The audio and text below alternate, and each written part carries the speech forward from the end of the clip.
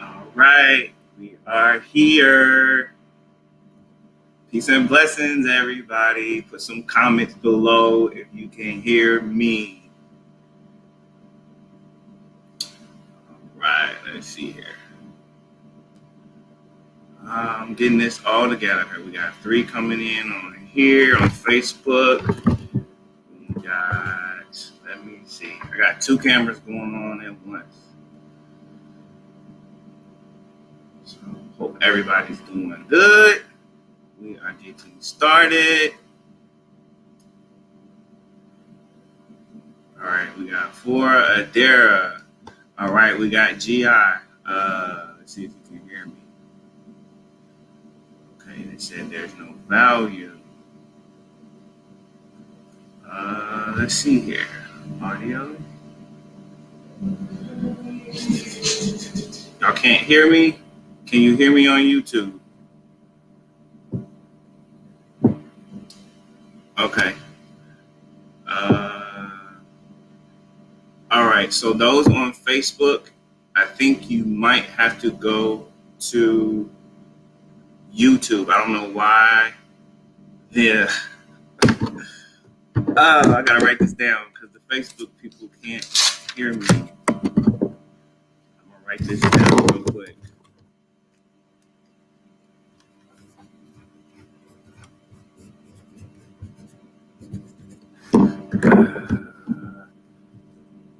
All right, we got some technical difficulties here, but we're about to get this together.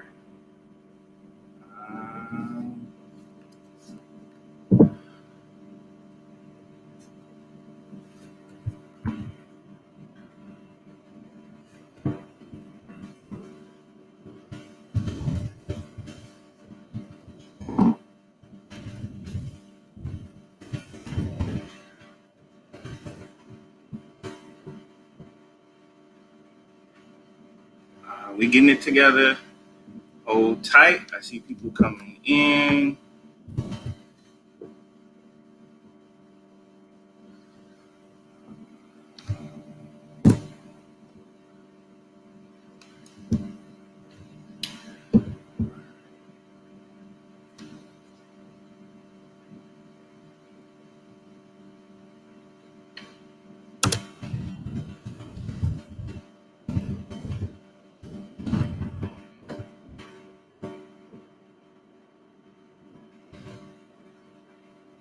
Making a post so everybody can go to YouTube. I don't think the Facebook people can hear me, the audio. So I'm going to tell everybody.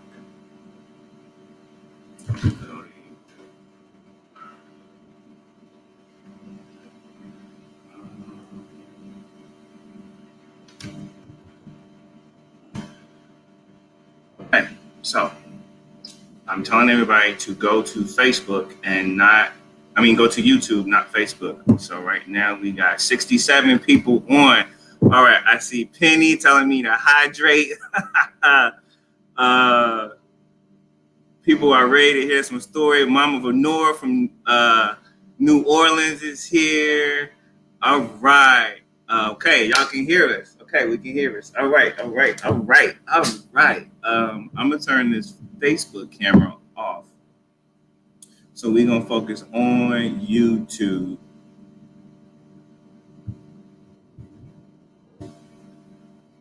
Everybody can see me. I'm at home, safe and socially distant. I'm in my living room. Everything's great. Wait, I need to clean my glasses.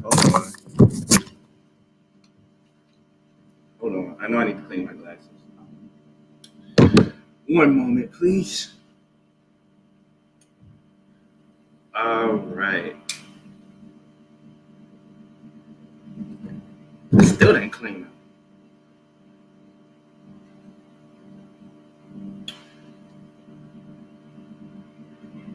Okay, Facebook is saying they can hear me now. Okay, we'll get God. All right. Okay, so, all right, Auntie JoJo is in here. We got California, Davon McDonald. Okay, Adrian Champ from Patterson, New Jersey. Okay, they coming on in. Everybody, we're going to start in like 2 minutes. We're going to start with libations. You know, we never do anything without our libations. Let me scoot back a little bit so everybody can get a view and I can sit up. All right, we're going to add Mama Wanda to the stream. Mama Wanda, can you hear me? I can hear you. All right, everybody say hello to Mama Wanda. Is my video working too? All right, my video seems like it's a little slow. Hold on. Is it choppy? Let me know if my video is a little choppy. Okay, there we go. I think it's coming on. All right, so we're going to start in a couple minutes with libations. My camera's a little tight now. Let's see here. Okay. All right, Shani Carrington is on. All right. Excuse me. In the meantime, I'm gonna move over while we're doing libations. I need to get water for libations. Excuse me.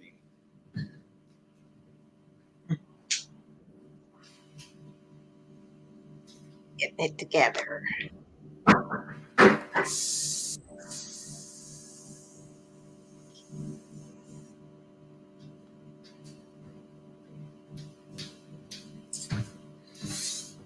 All right. Okay, I have the libations. All right, so we are going to get started with our libations. If you are aware of anything with the African tradition, we do not start anything without giving honor to the Creator and to our ancestors. We stand on the shoulders of giants.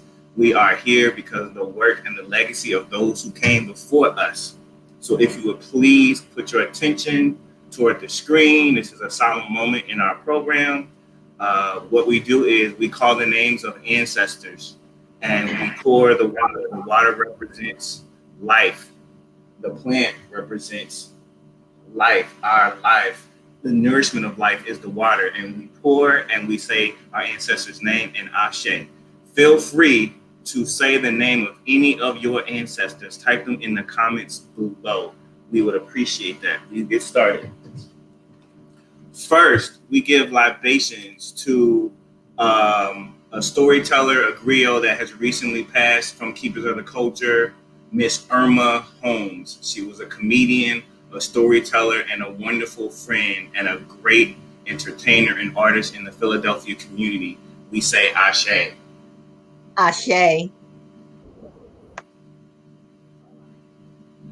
Also, to a fallen storyteller from our family, Keepers of the Culture, Denise Valentine, a fabulous and innovative storyteller and reenactor and historian.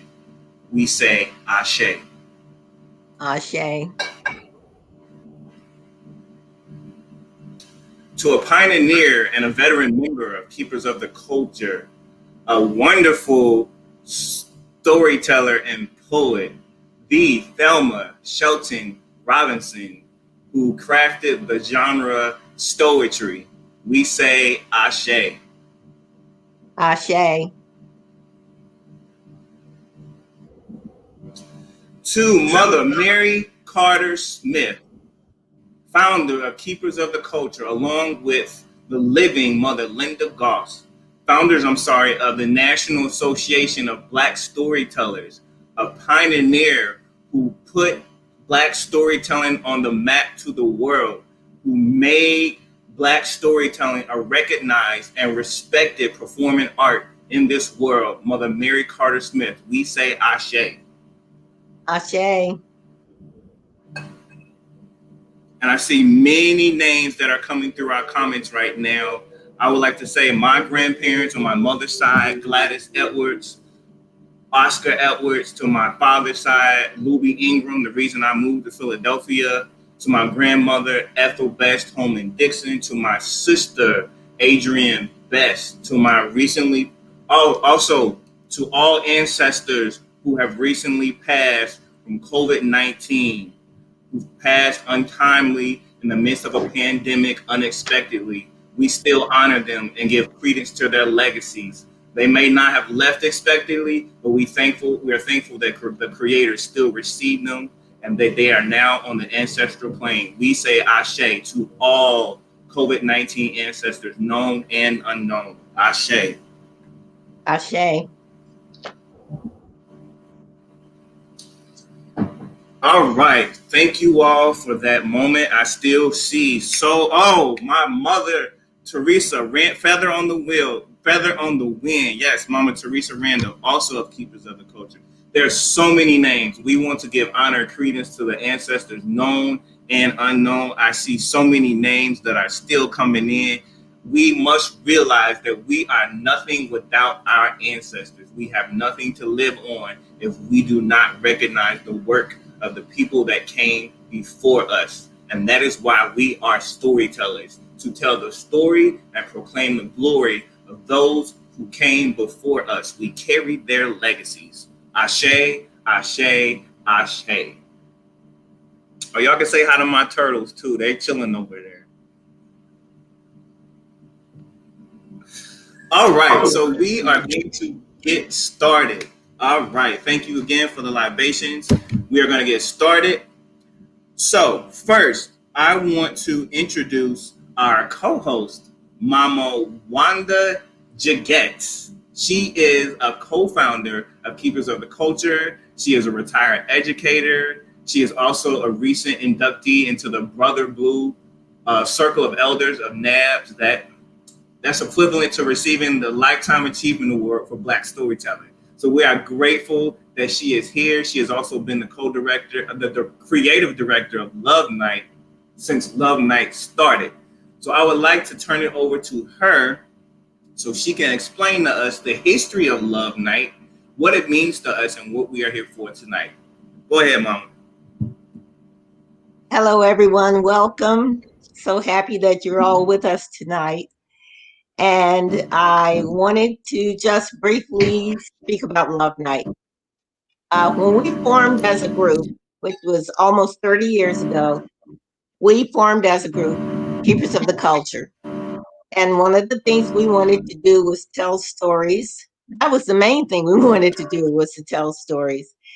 And we did in all kinds of places, all kinds of stories. And then we came up with the idea that we should have one special night to tell stories about love. Mainly love between male and female, man and woman, but also family stories, any stories about love, Black love. And that is how Love Night was created.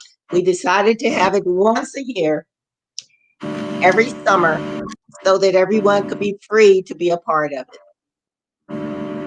And that is Love Night. Over to you, Paul. All right, so this year the theme is Love Undaunted. So we've had different themes in the past. We normally give honor to a Black author. So the Love Night before we did, it was awesome, was a tribute to what we consider a paragon in Black love, Ossie Davis and Ruby Dee. That was our last Love Night. You can put in the comments below if you were there. The year before that, we did a tribute to Langston Hughes, and we did all stories of his character, Just Be Simple. So over the years, we've always given honor to a Black author in the vein of Black love. So this year, it is Love Undaunted. And when Mama, I remember when she said the theme over the phone, I just got chills over me, because I hadn't heard that word undaunted. We hear that word daunted so much, like this is a daunting task, but to hear undaunted love that defies obstacles, that defies odds, love that is difficult and complicated. We all know about that love, whether we admit it or not. We have always experienced some type of that complexity that comes to loving somebody and being loved by someone. So tonight you are going to hear stories of all types of subjects pertaining to undaunted love. I think the storytellers did a great job of crafting stories, creating stories, researching and finding true stories that tied into this wide gamut of undaunted love. So we are going to start first. Oh, I'm sorry. Keepers of the culture. Who are we? We are Philadelphia's Afrocentric storytelling group. It is an amazing organization. We are stepping into our 30th year. 30 years, 30 years. 30 years is a long time. Now, most things, if you think of a job, when you get to 30 years, you starting to stare retirement in the face. But Keepers of the Culture is not retiring. We are here, and we are an intergenerational organization. Oftentimes, when we hear of Black storytelling, we think of, the older elder that's telling a story in our family, at a family reunion or some type of gathering. We think of the storyteller coming to the library, coming to our summer programs, coming to our schools. We always think of this older person telling stories. And that is an actual important part because a lot of us have that memory. So it is important. But also, we need to understand that Black storytellers, Black stories belong to all Black people of every generation. We have our children in Keepers of the Culture. It's a group called Watoto of Joy. Watoto is Swahili for children. We have my group, the younger KOTC members, around my age, 23 to like 45. And then we have our elders. And our elders, most of them have been in Keepers Cultures for almost all 30 years. And so we are all about spreading the word that Black storytelling belongs to the Black community. Everybody is part of the Griot Circle. Everybody is telling stories. And our motto is telling our story, claiming our glory. Because you can write in the comments if you agree. If history has shown us, if we as Black people do not tell our stories, others will, and they will take what they want from it and tell that, and they won't tell the truth. So we have to tell our stories, tell the full, true stories of our glory. Our history started way before enslavement. Our story is bigger than that. So it is important that we tell the stories all the way from before the Middle Passage to once we got here over 400 years ago, to the Great Migration, to the Civil Rights Movement, to now. We are all about stories. So we are going to start. First up, some housekeeping. So the only housekeeping I have is feel free to put your comments, keep them appropriate. This will be a replay, so we want to make sure the comments are appropriate. This is not a program for children, so if you have children around, you might want to give them a healthy distraction, give them some cooking. Some of y'all might already got the babysitter and they've picked them up. But the only thing is we are a nonprofit 501c3 organization. And traditionally, if this was an in-person event, Keepers of the Culture, our Love Night was actually a fundraiser. It's our annual fundraiser. That's the only fundraising we ever do. Outside of dues, this is our main way of keeping our organization operating. And so on the bottom of your screen, you will see a little information if you would like to give a donation. We have Cash App, and it's the $ KOTC Philly, and we have Venmo, and it's that @ KOTC Philly. So if you would like to donate, feel free anytime. Also, we will share our mailing address for the old school. If you want to write a good old-fashioned check, we will share our P.O. box for you to donate there as well. Any amount is appreciated and loved. We all have worked hard to make this happen. We are in the middle of history, doing this for our first time streaming online. All right, wasting no time. We are first going to have Mama Wanda introduce our first teller. Take it away, Mama. Thank you, Paul. Before I begin, though, I just wanted to make a note. I came across some quotes by Maya Angelou, so don't be surprised if you hear a quote here and there, because I love Maya Angelou, and Maya Angelou loved love. So one of the quotes that I wanted to start with, before I introduce our beloved Jawara, says, first best.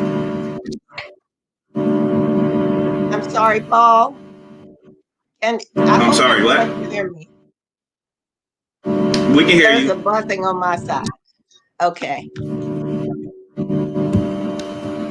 Love recognizes no barriers.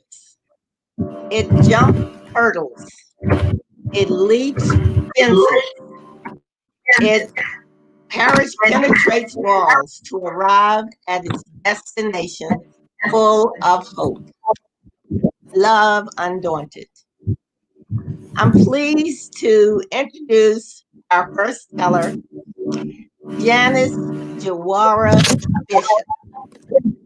Janice and I are old sister friends. We have been friends for many, many years, gone through many things, and I just am so pleased to be the one to introduce her. We've collaborated together over programs, and I can tell you that Jawara is endlessly creative. She's endlessly supportive, and she's absolutely tireless. You will never meet anyone like Jawara. Everyone she meets, she loves. No one's a stranger to her. She will walk right up to you on the street and introduce herself and talk about keepers of the culture. Jawara is a retired educator. She taught in the public schools for many, many, many years in middle school, and that's not easy. But her children still come up to her and hug her. They love her. She has a legacy. So I just will keep it short. I want you to sit back, relax, and listen to Jawara tell you about some strange, undaunted love. Jawara.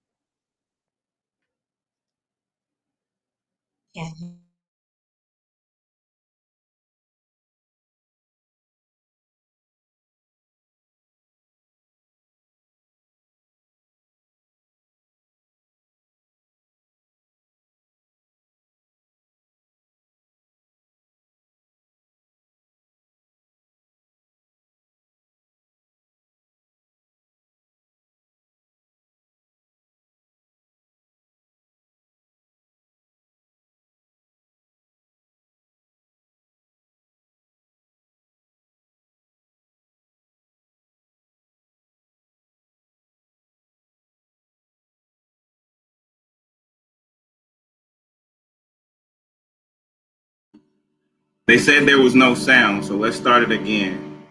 We're going to start that again. My apologies. They said no sound. Let's start it again with the sound.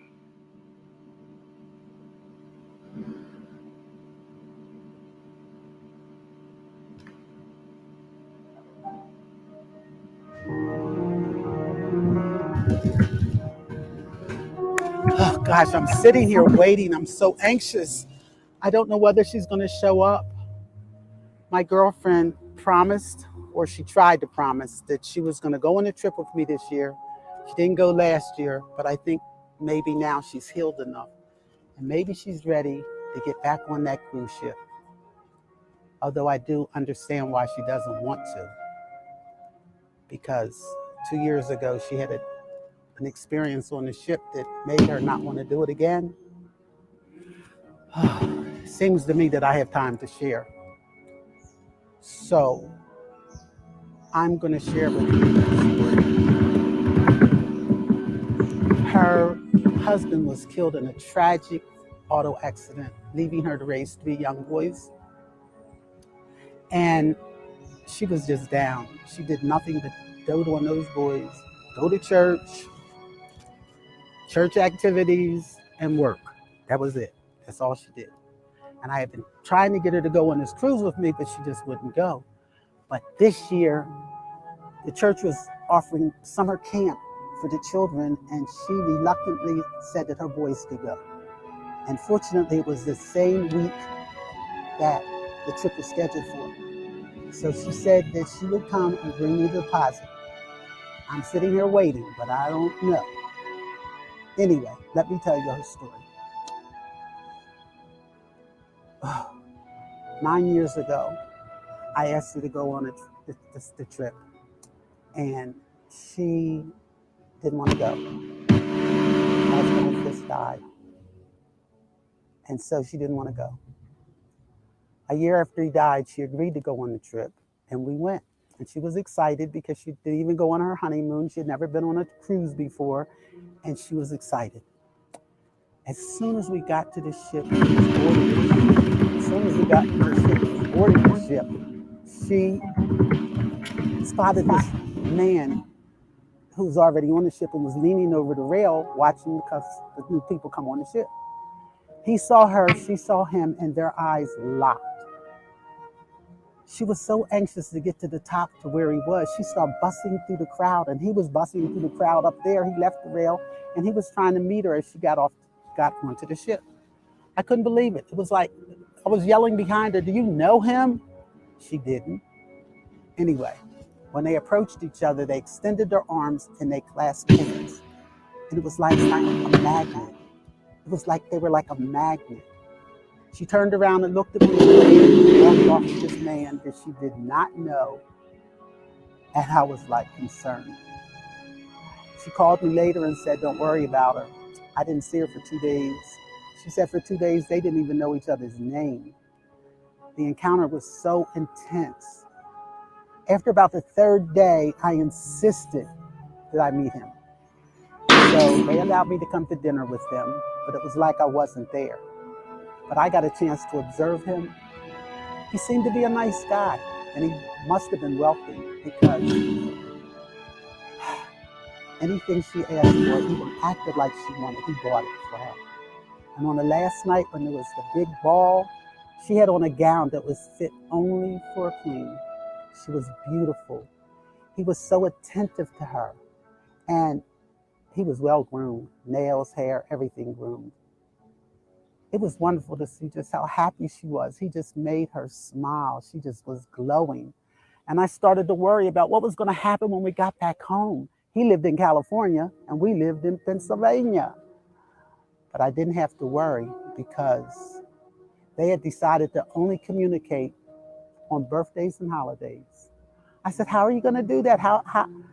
The week was so intense." She said, "What happened to them that mystic, joyful week was enough to sustain her for the rest of the year." And it did. The next year, she went again. And for the next 7 years, my friend Carla went on the cruise with me and met Omar. 1 week, they spent 1 week for 7 years. On that 7th year, he called her a month before the cruise and said he couldn't come. And she begged him. So he finally agreed, okay, I'll come. He came and their week was the same as usual. I didn't see her. They were off on daytime excursions and nighttime candle lights off somewhere. On the last day, we were leaving the ship. We were all walking together. He reached in his pocket, he pulled out a key and he said, "I checked us out, but I didn't turn in the key. Take the key and go back to our room. I left something up there for you."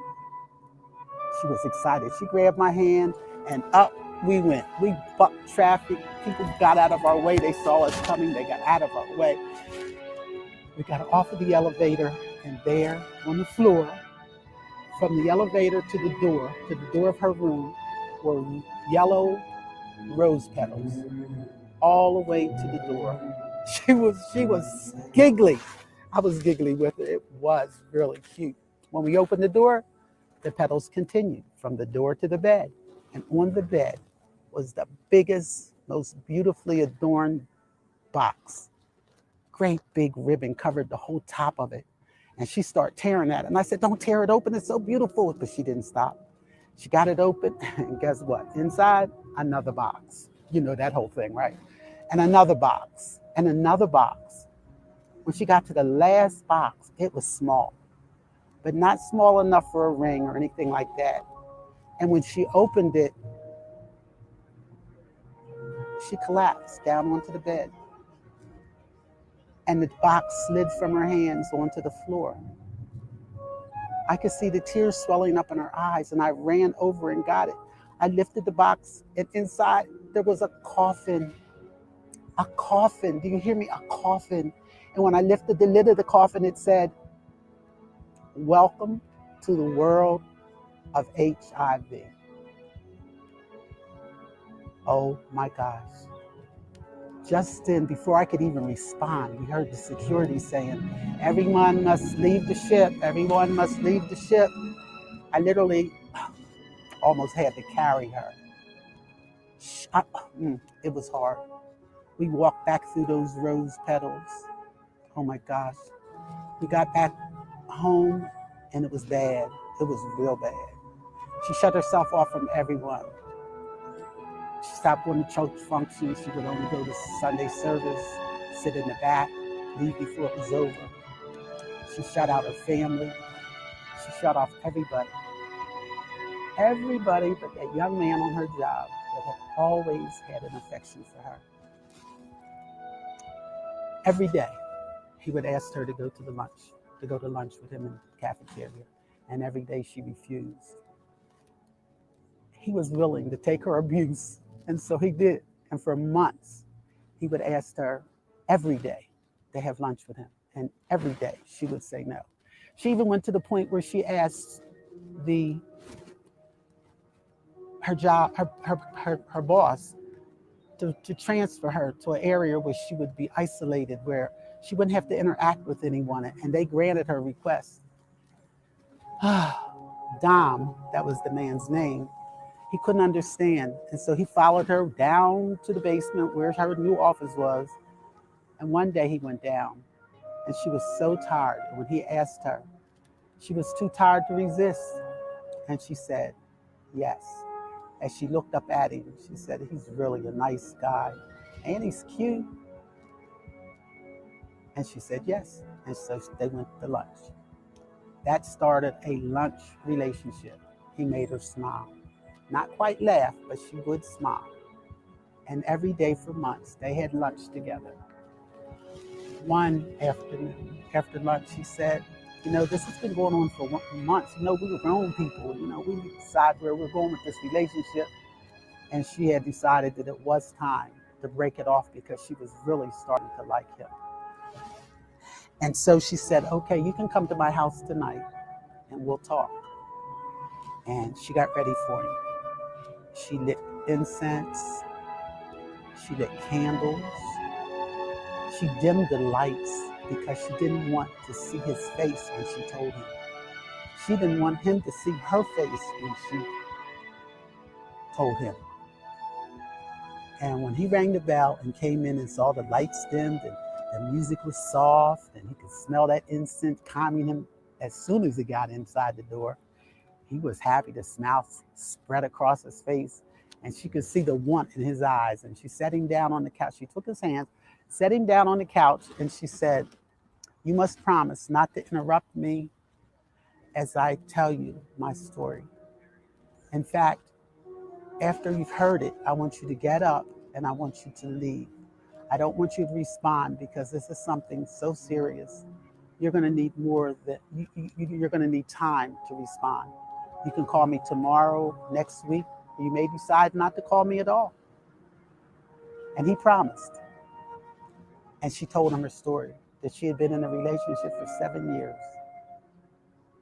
and that the man had given her HIV and she did not want to give that to him. And that's why she had shut herself off from everyone. And when he tried to open his mouth, she put her finger on his lips and said, you promised. And she got up and opened the door and he walked out. He went out and sat in his car that was right in front of her house. She went to the window and looked out and saw him. She walked away. She did a little this and a little that. She put out the candles and the incense. She went back to the window and he was still sitting there. She said, I couldn't tell him everything. I couldn't tell him about the rose petals. I couldn't tell him about the coffin. It's over. So she went upstairs to go to bed. Of course, she couldn't sleep.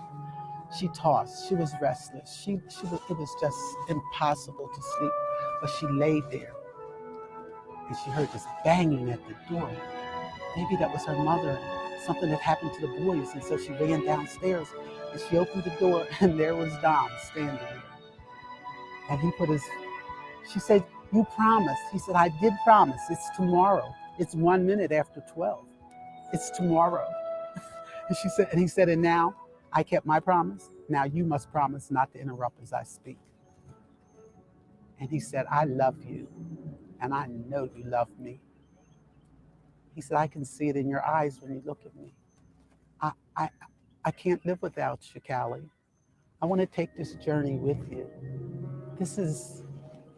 They've done so much with AIDS. They've done so much. We can do this together. We can be safe together.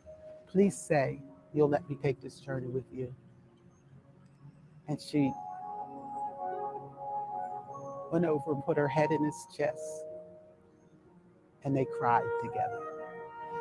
She shared that with me, and I'm like, okay, she must be ready now to go on this cruise this year. So I wait, I sit here and I wait to see if she's going to be able to go on a cruise with Dom. With Dom. Here she comes. She's coming. I'm so pleased. I'm so happy for her. And that's my story. That's my story. And believe me, audience, it's based on a true story. Thank you very much. All right, we done started heavy with that story. Truly, that is undaunted love, to choose to love someone who is chronically ill. That is, somebody put, that is agape love. And I can actually say, while we were actually recording that, the actual sister that experienced that, who the story is based off of, she was actually standing by the camera. And so I got a chance to meet her. So it is based on a true story. Also, to let you know, some of you may be asking, well, why is this pre-recorded? The idea originally was to do like live, and we were going to like pass the camera from person to person as far as like requesting, and they can go live from their homes. But we also know that there are technical difficulties when you're dealing with streaming. As you can see, we've had some small technical difficulties going on now. So we felt it was best to just pre-record, let the tellers be comfortable, get their stories nice and polished, so we can present this to you in an excellent fashion. So, and I see her children are on here. Mama Jawara, your children are on here. They are shouting out, "Mama." All right, they loving your outfit and everything. Mama always comes with the outfits. If you know Janice Jawara Bishop, she does not play when it comes to her fashions. All right.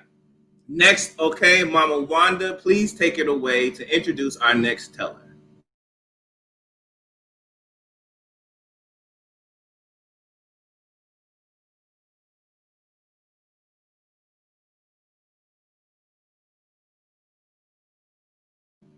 Mama Wanda, you need to unmute yourself. You need to unmute yourself. Okay, now for Jawara's story, Maya Angelou says, "Have enough courage to trust one more time, and always one more time."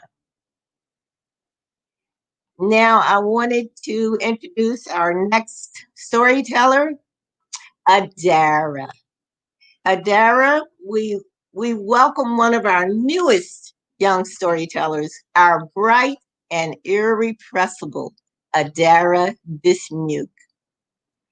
She is a transplant to Philadelphia from Rockwood, Illinois, by way of Los Angeles, California. When she was born in Los Angeles, California. So quoting Adara, she says, "Authenticity and curiosity is what she embodies. and that storytelling is a gift she recently discovered is actually a passion. So we give you Adara Dismuke.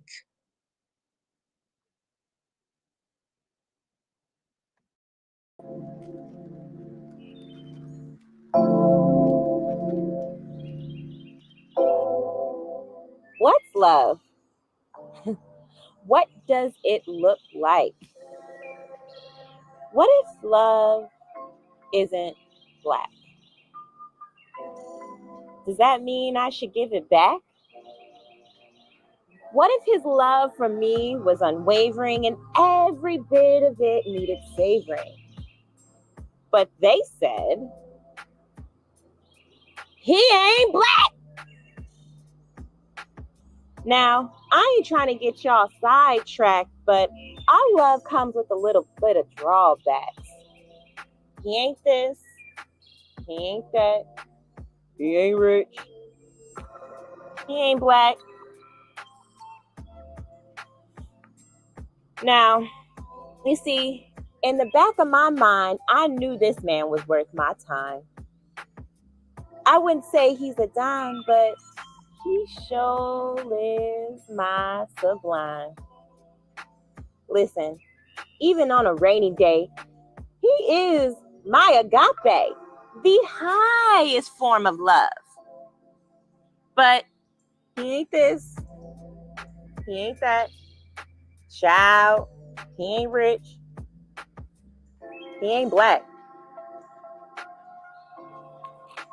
Even though he isn't black, this is an undaunted love I will never give back.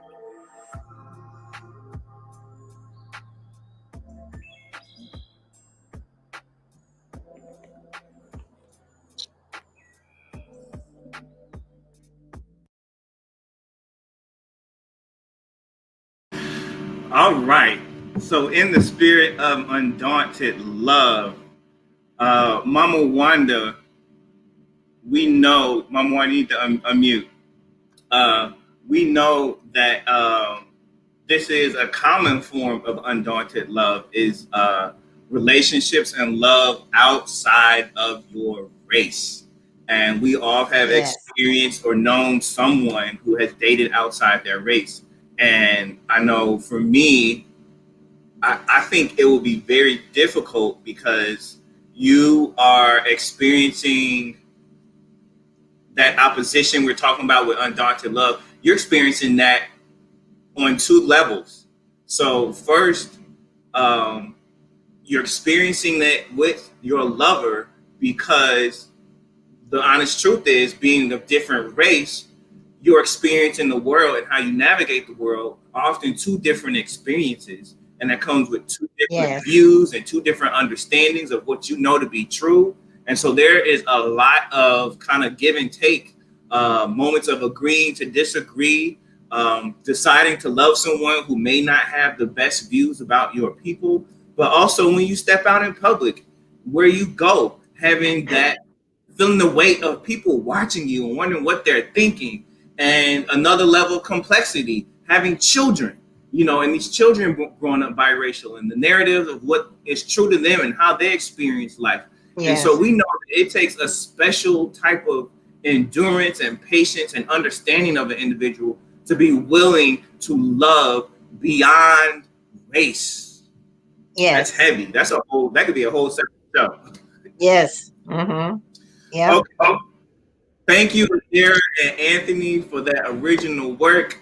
Adera, I'm partial to Adera because Adera went to grad school with me when I was working on my master's. We started together, we finished together. So I'm grateful that she is a part of this organization and she's bringing all her gifts and talents and came in with all cylinders burning. We thank you. All right, moving on down the line, the next story we are hearing, this one is a true story. It's a collaboration between me and Shani Carrington. Shani Carrington is another one of our KOTC members. I believe she got started in KOTC when she was, I want to say, late high school, early college. She started, And then she graduated. I believe she's an alum from Arcadia University. And after she graduated college, she stayed with us, and she is still a part of Keepers of the Culture. And we collaborated on a story. And this story is very special.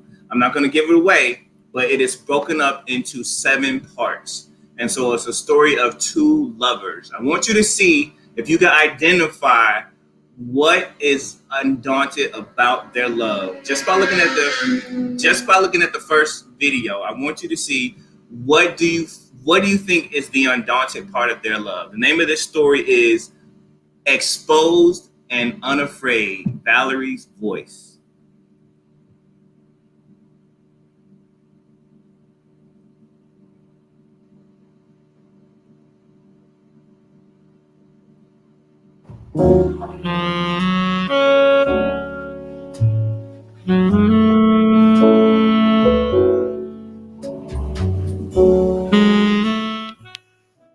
Larry.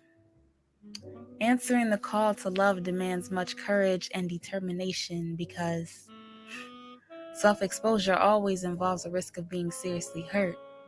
But with you, I am not afraid. I love you.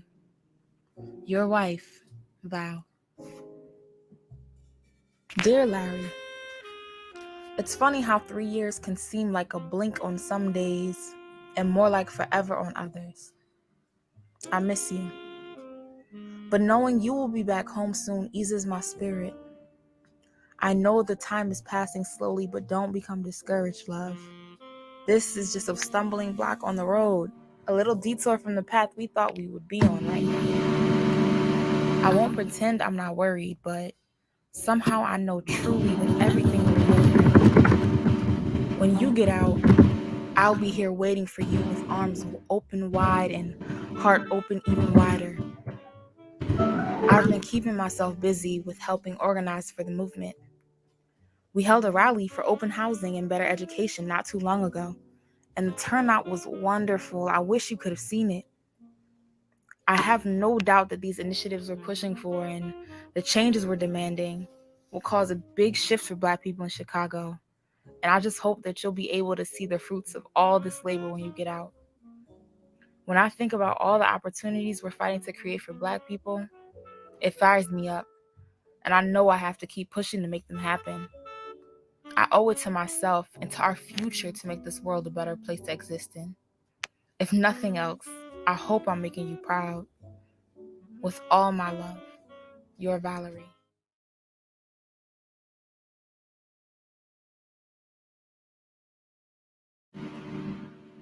All right, so I want you to type into the comments, what do you think is undaunted about this love? If you don't know, you have 6 more chances to figure it out. But if you haven't noticed, these are actual love letters. These are real love letters from Valerie that she wrote to her husband. So what you saw was an actual photo and her handwriting of what she wrote on the back of the photo. Okay, so we are moving right along. Our next teller is Oni Lasana. Oni Lasana is a veteran member of Keepers of the Culture. You can find her doing reenactments, creating her own music, creating her own programming for children, summer programs. She does a lot she has a little puppet that she uses. She also runs and helps, she runs our Keepers of the Culture website. So if you love our website, thank Oni Lasana. And today she is actually coming with some poetry from a pioneer, one of the giants in poetry, the one and only Paul-Laurence Dunbar. She is giving us, that's one of her specialties is Paul-Laurence Dunbar. And so she is coming to us with the title, How Lucy Backslid. Now, we know if you grew up in church, you know that's a red flag word, backslid. Backslid, for those you don't know, means when you in the church, you kind of step out of the church and drop your religion. So she is coming with us as Lias's mother, Oni Lasana, as Lias's mother, doing Dunbar, How Lucy Backslid.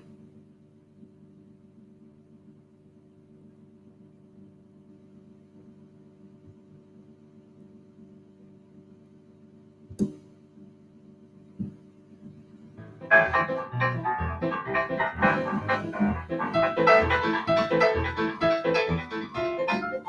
hear all this talk about love undaunted. Well, I'm here to tell you a story about how this love was not only undaunted, but it was flaunted in front of everybody. It was written down by a man named Paul-DeAngelo Dunbar. And it's called How Lucy Backslid. The times is mighty stern amongst the people up our way while they disputing and they's arguing and they's fussing night and day. And all this monstrous trouble that it make me tired to tell is about that Lucy Jackson, who was such a mighty belle. Yeah, she was the preacher's favorite. And he told the church one night how she traveled through a cloud of sin, a bearing of a light. But now I allow he thinking that she must have lost her lamp, because Lucy done backslid and there's trouble in the camp. Her daddy wants to beat her, but her mama dares him too, because she's looking at the question from a woman's point of view. And she said that now she wouldn't have it any different if she could, and that her daughter only acted just like any other would.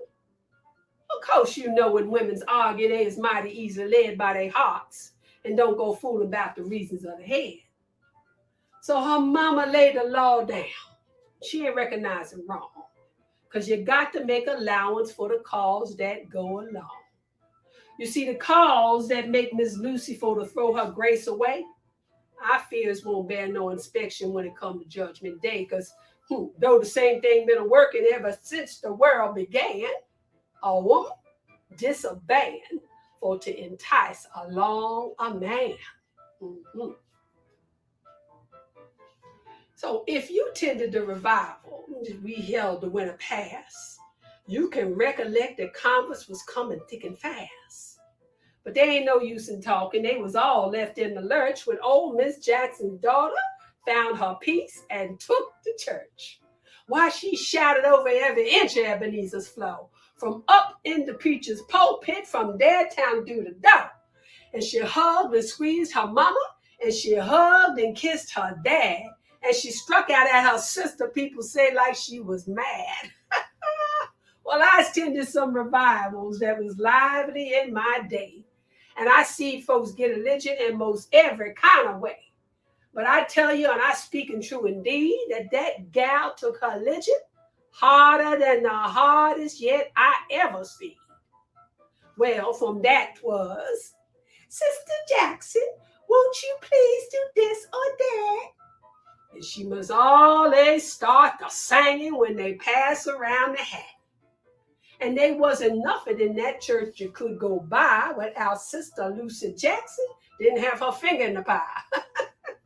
Well, the saying's awful truthful that it's easier to sail when that sea is calm and gentle than the weather out of gale. And that's what caused this woman trouble. And if the storm had kept away, she'd have had enough religion for to last out her day. You see, Lucy, she went with Lysa Davis. We call him Ike. But when she joined church, you know there was lots of little places that of course she couldn't go. And she had to give up her dancing, her singing, and her play. Honey, it's natural that such goings on is going to drive a man away. So when Lucy got so solemn, Ike, he started for to go with a gal who was a sinner and could make a better show. Oh, Lucy, she just went on the meeting like she didn't care a rap. But my suspicions had me thinking there was something going to drop. Because a gal don't let religion or no other sort of thing stop her when she take a notion that she want that wedding ring. Oh, you can promise her the blessing of a happy afterlife. And it's nice to be an angel, but she'd rather be a wife. So when Christmas come and that old scoundrel give a little frolic on the lawn, didn't surprise me not the littlest of seeing Lucy looking on. But then I see the way the lightning going shining from her eye, just as Ike and his new gal went a gallivanting by. And that Tiddly, she giggled and she give her dress a flirt like the people she was passing was as common as the dirt. And the minute she was dancing, oh, that gal put on more ass than a cat a taking kittens up a pair of winding stairs. Oh, well, she could afford to show her smartness, because she couldn't help but know that with just the present dances, yeah, she was owning the flow. But she kind of cooled down, I reckon, when she happened on the sly for to notice that dead lightning that I see in Lucy's eye. And she couldn't been so astonished when the people give a shout and Lucy throw her mantle back and come a gliding out. Oh, some arm was there to take her as she fluttered down the flow like a feather from a bed tick when the wind commenced to blow. Soon as Tiddly see the trouble, she just turned and tossed her head. Seemed like she lost all her spirit and all her daringness was dead. She didn't cut another caper near a time the blessed night, and the other ones, they couldn't get enough delight.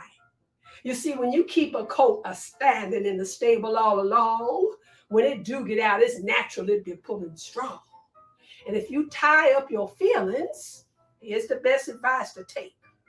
You look out for an awful loosening when the string that hold them break. Lucy's mama groaned to see her, and her pappy stormed in tow. But she kept right on holding to the center of the flow.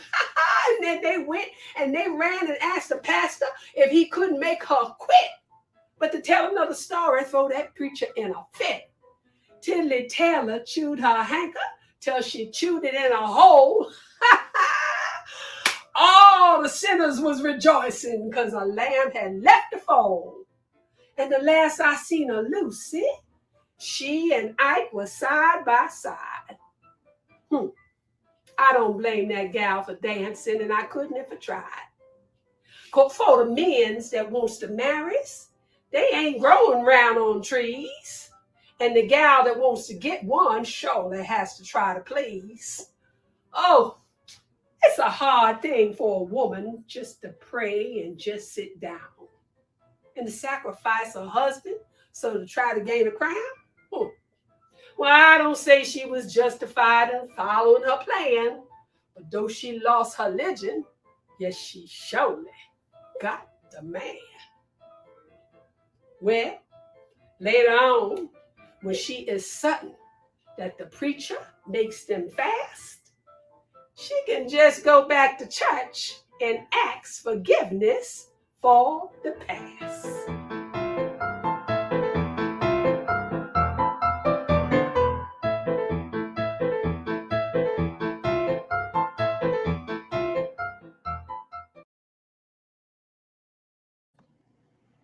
Oh, I love that.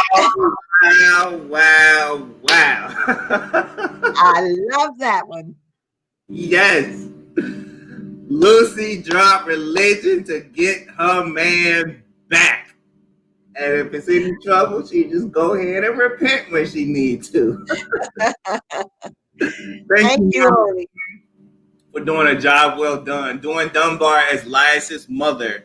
At this time, we want to pay homage to a storyteller from our ranks who have passed on. Mama Wanda, while I pull up this slide really quick, can you please tell the audience about who Denise Valentine was? Denise Valentine, well, all of our storytellers are unique, but Denise Valentine was really unique, tall and slim and calm and delivered with such grace. Made a niche for herself telling historical stories. She moved on to the Historical Society and was just absolutely a fantastic storyteller. I'm so sorry that we have lost her. She was just in her prime, and it just broke our hearts that we lost her at such an early age. Denise, we love you. You were a wonderful, as it says here, a folk artist. She was in a in a category all her own, and she was really, really good at it. Here's to Denise. Ashe, Ashe, Ashe. Thank you, Mama Wanda, for that. We want the public to know I personally am very inspired by Denise because she was the one that invited me to the first Keepers of the Culture event. I came to Philadelphia, and Keisha Dixon from Indianapolis and Deborah Asante, shout out to Keisha Dixon, Deborah Asante, and Asante Children's Theater in Indianapolis. They had a beautiful performance there at the Conner Prairie. They were the ones that actually connected me with Keepers of the Culture. And I moved here and I was like, okay, I've heard of them, but I really don't know where they meet. Who do I talk to? And it was Denise Valentine who gave me the first invite to the first event that I went to from Keepers of the Culture. And here we are. So I'm grateful to her and her legacy. She did a lot of work here in the city of Philadelphia. And this slide it's not the only thing. We are also actually in collaboration with fellow storytellers in the city of Philadelphia and with the family of Denise Valentine. We are actually working on an actual event, storytelling event, where we'll be giving tribute to her life and her work coming to us in September. So please keep on our website, our Instagram, Coty Griots, our Twitter, Coty Griots, and our Facebook page to find out as we update you on the logistics of the event in September. Thank you, Mama Wanda. And again, we honor and say the name of Denise Valentine. Denise. All right, coming to the stage. Next up, Mama Wanda, introduce this next story that's coming up. It is my pleasure once again to introduce Adara and her partner, Anthony. Anthony, no, I wanted to tell you a little bit about him. But first, the story that they're about to tell will be told in 5 parts that will be performed by her and her partner, Anthony. Anthony is first generation American. His parents immigrated to America separately, one from Vietnam and one from Guatemala. They met in Philly, they fell in love, and they have been happily married for 49 years. Anthony's love for storytelling has led him to his current passion project. He's writing a sci-fi novel for children, especially for brown and Black children, so that they can see the wonder of the universe, so that he can help them to see the awe and the majesty of things that might seem beyond their grasp. But with his book, they know that it will be within their grasp. So now here we are presenting Anthony and Adara, Corona Love.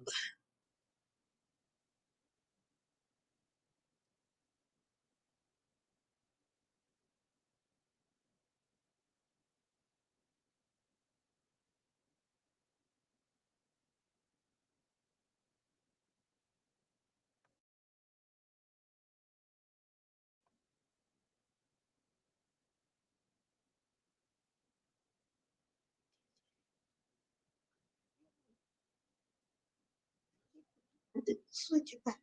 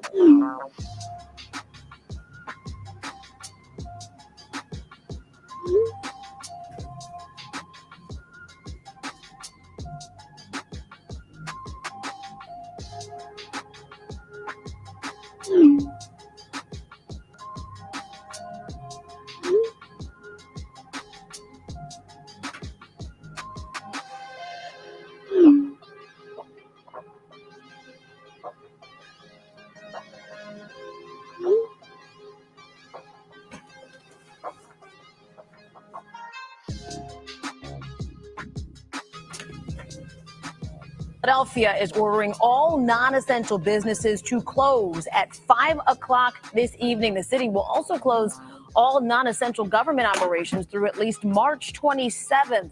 The move comes after Philadelphia announced.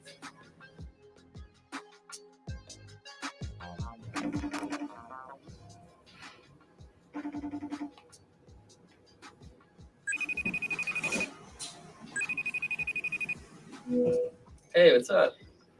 What's up? Why you look like that? What? Nothing. I was just hitting you up. You said you was gonna get back to me in a couple of hours, but it's 11:30 now. Oh, you clocking me now?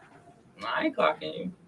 I'm just kidding. I was asleep. You know, I just woke up a couple seconds ago. A couple seconds ago and grabbed yourself a glass of wine. Yeah, it's warm though. It's warm, Finger. It ain't cold. Yeah. It's in here for a while. Yeah. Well, I got my White Claw. I mean, Cheers. Cheers. maybe I could come over and we could share. You guys see this? The news right now is a pandemic. It's a pandemic outside. The real Hardy said it. Coronavirus! Coronavirus! I'm telling you, it's real. It's getting real. Woo! Yeah. I did see we might have to quarantine soon, but I was hoping we could quarantine together. Boy, bye.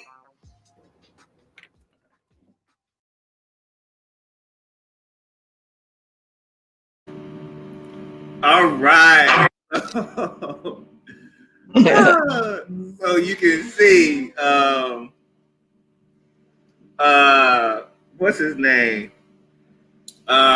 What's the brother's name? Anthony. Yeah, I'm trying to remember his name on the story. One, yeah. Cove. Yeah, he trying to get on. So he trying to get on, and I think with this coronavirus and the quarantine, it's been on social media. Like people still trying to hit on each other. People still trying to like, I've been quarantined. I've been doing my 2 weeks. You know, people are getting lonely, and people are starting to have feelings for people they shouldn't have had feelings for. They bringing up old flames and rekindling flames that should have been out, and you get lonely and you start to feel certain type of ways. So it's real. That's definitely Undaunted. Talk about that difficult and complicated part. So I'm looking forward to seeing what's the rest of that story going to pan out to be. All right, Mama, take it away for our next teller. By the way, you know, Maya Angelou has a quote about viruses. She said, "Love is like a virus. It can happen to anybody at any time." That's Maya. Anyway, I wanted to introduce our next, or I don't even know how to, an artist. Charlotte Blake Austin is an artist that all of us want to be. She is an international storyteller. She has told stories not only all over this country, but all over the world, in Europe and in Africa. She's told stories in prisons, detention camps, refugee camps. That's our Charlotte. Charlotte not only is an excellent storyteller, but she is also a singer. She's a narrator. She's narrated for Carnegie Hall, for many institutes here in Philadelphia and all over New York City. She worked with her brother for a long time, who was a top-notch jazz musician. They even made some tapes together. So Charlotte is just a phenomenal person and a phenomenal friend. She's also a co-founder of Keepers of the Culture. Charlotte and I and Jawara, Janice Jawara Bishop, Dr. Carolee Sprink Reed. Hello, Dr. Reed. Just have to say hello to you. One of Shout our out to most Dr. Kelly Sprink Reed, the scholar of Black storytelling. yes, yes, yes. So she is many, many things. And I'm so proud to introduce her. And she will be giving us a piece about our beloved Thelma Shelton Robinson, who was mentioned earlier. Thelma Shelton Robinson was what they called what did you call it, Paul? A poetic storyteller. And a little later, you're going to hear one of her pieces. But everything that Thelma did was special, and it all had to do with her life and her experiences right here in Philadelphia.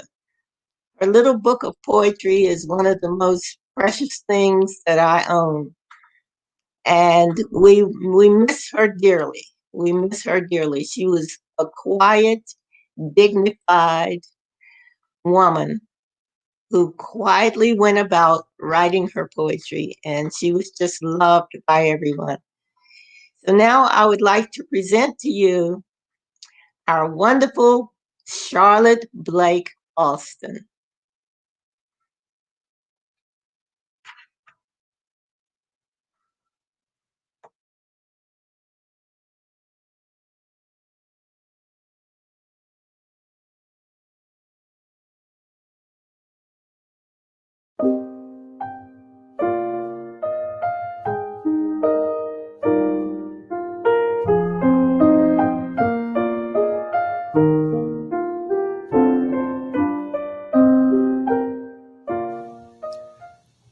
A love poem in praise of our ancestor, Thelma Shelton Robinson. Soon after Keepers of the Culture was born, we acquired a wonderful treasure. Elder Thelma Shelton Robinson joined, bringing gifts that were beyond measure. With her dignified, humble bearing, she poured out wisdom like fine aged wine. Her poems of family, culture, and history will stand the test of time. The ballad for Hop Dick riveted us, but our hearts bled for Corinne Sykes' plight. She was tried, convicted, and paid the ultimate price for a white man who murdered his wife. We laughed till we cried over Darling and Dear. Her homage to Gwendolyn Brooks glows, and we were reminded of the true meaning of friendship in her story of Edna Devoe. She chronicled the time in Philadelphia when they brought in the National Guard to protect Black motormen who drove streetcars from which for so long they had been barred. From themes of family, culture, and politics, the unique rhythms of our neighborhoods, she spun those stories like only Thelma Shelton Robinson could, telling stories that speak truth to power. In no self-pity pools would she wallow. For more than a half century, this voice of our people forged a path that we can follow.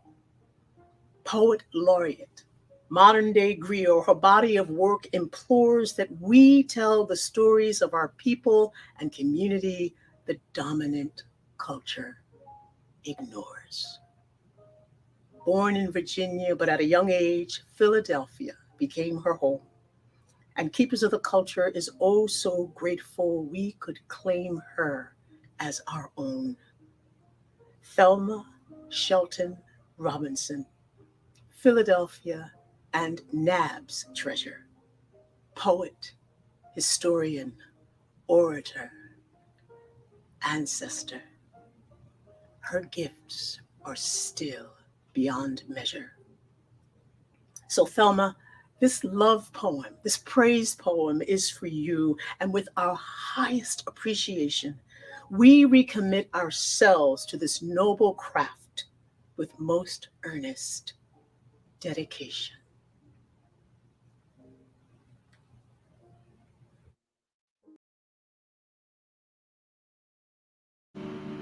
Oh, Mama Charlotte Blake Austin, that was wonderful.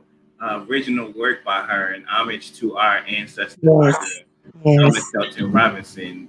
If anybody wants to know, if I want to be like anybody growing up, it's two people in storytelling: Baba Jamal Coram and Thelma Shelton Robinson. Thank you again, Mama Charlotte, for submitting that beautiful work. Next up, we are coming to hear an actual piece of Thelma Shelton Robinson by our own Irma Gardner Hammond. I just love saying that name, Irma Gardner Hammond. She is truly one of my storytelling mothers who took me under her wing when I came to Keepers of the Culture. She is a pioneer in storytelling, a veteran member of Keepers of the Culture. She has been doing storytelling for years. One of her Yes. jobs or performances has been Dinah, a historical figure in Philadelphia, an enslaved Black woman who changed the direction of the Civil War in America. A Black woman did that. And Mama Irma Gardner Hammond has been for over 10 years at the Stenton House in Germantown in Philadelphia, giving her story, telling her story, doing reenactments as Dinah. And Mama Irma has been doing it for so long, and throughout history, no one ever captured a picture or a painting or a drawing of Dinah. And in Germantown, they decided to do homage to the many women who were historically important in American history who lived in Germantown. And one of them was Dinah. And when they decided to do a mural in Germantown for these women, and if you know Philadelphia, we're known for our murals, they were kind of in a predicament because there was no image of Dinah. And they decided that Irma Gardner Hammond should serve as the image of Dinah for the rest of time. So if you go down to Germantown and look on the side of the YMCA, the Women of Germantown mural, you will see Irma Gardner Hammond on that big scaling wall as the face of Dinah, the sister who saved America. Here she is now telling an original piece by the late Thelma Shelton Robinson, Edna Devoe.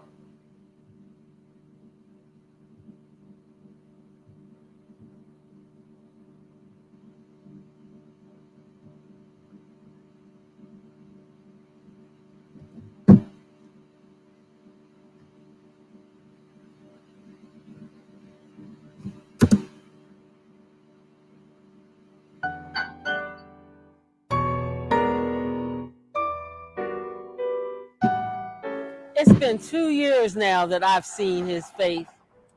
I actually thought that he worked in this place. Nah, he said, didn't you know I come to see my friend Miss Edna Devoe? Through the scorching heat of summer and when winter's icy winds blow, you can see his face in the lobby, wiping sweat or brushing snow, waiting to board that elevator to see his friend Miss Edna Devoe. Now, what kind of woman in a nursing home has a man so determined to know her everyday condition, year in, year out, regardless of rain, sleet, or snow? Now, it's not hard to have a friend when you're up and on the go, but it's a horse of a different color when your reflexes and movements are slow. Now, during the course of a woman's lifetime, usually men, they come and go, but rarely do you find a friend like the one of Edna Devoe.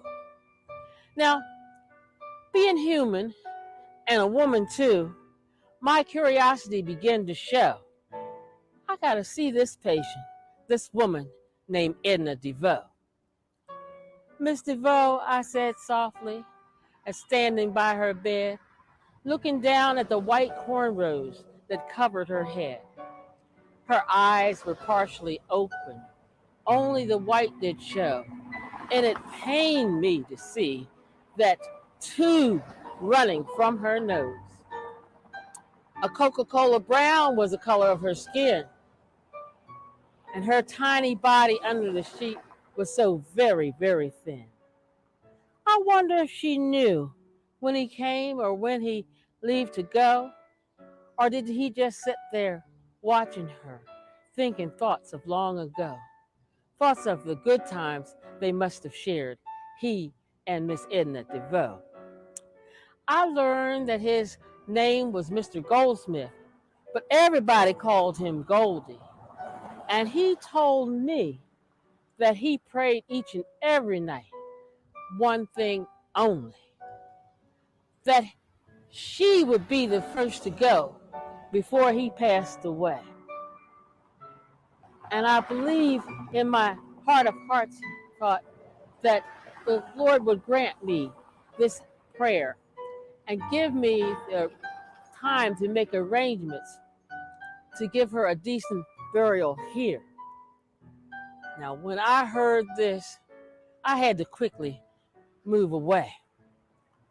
This selfless thought that he was having, well, my chest just tightened up as if I was going to die.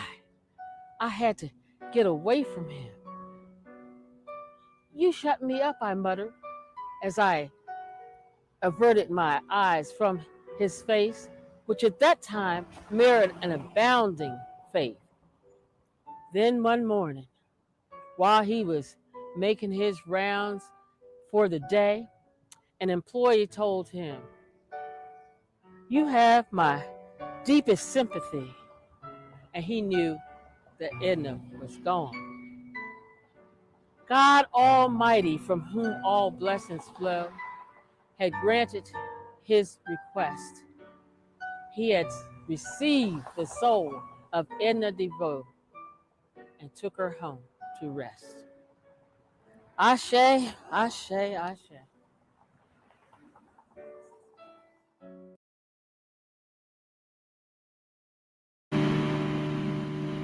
Did you all hear that rhyme? That beautiful rhyme in that story. That's why Thelma Shelton Robinson is known for her stoetry, because it was a story infused with poetry. That is true, natural, God-given talent. Ashe to Thelma Shelton Robinson, to Mama Austin for her tribute, and to Mama Irma Gardner Hammond for internalizing that piece and delivering such a beautiful story. That's a beautiful part of this undaunted love. You ever looked at somebody's relationship and just wondered, like, why do you like them? What is it about them? Like, what is it? Well, first of all, it's none of your business.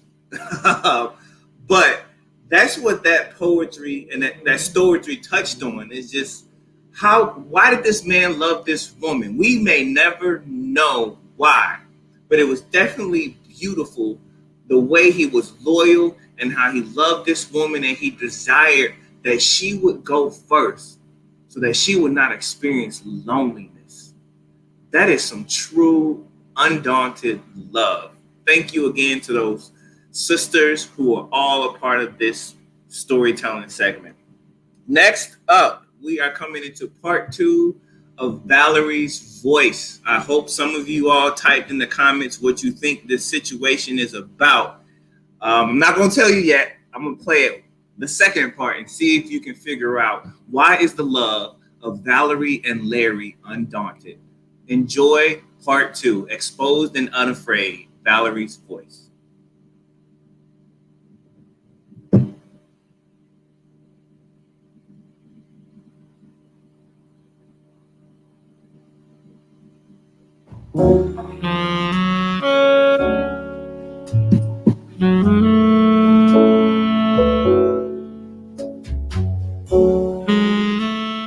Dear Diary, it has been so wonderful having Larry back home, being able to see each other on our own terms, hearing his voice, and being able to speak to one another without needing to write and wait for a reply.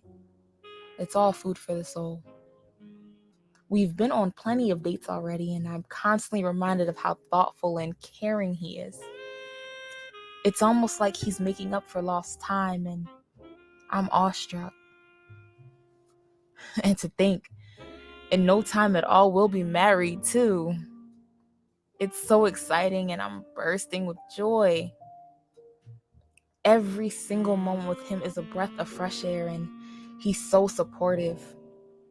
Yesterday, I started talking about the last community meeting I went to, where we spoke about what we need to do next to increase tenants' rights. And I probably went on about it for nearly an hour straight. But Larry just listened intently, asking questions and smiling at me. It was like being seen, really seen.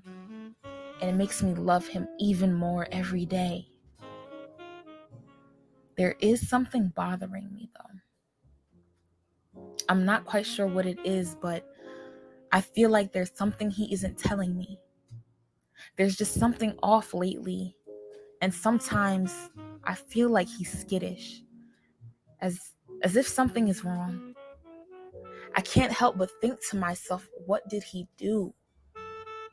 Maybe I'm being paranoid, but I can't shake the feeling and it's making me so uneasy.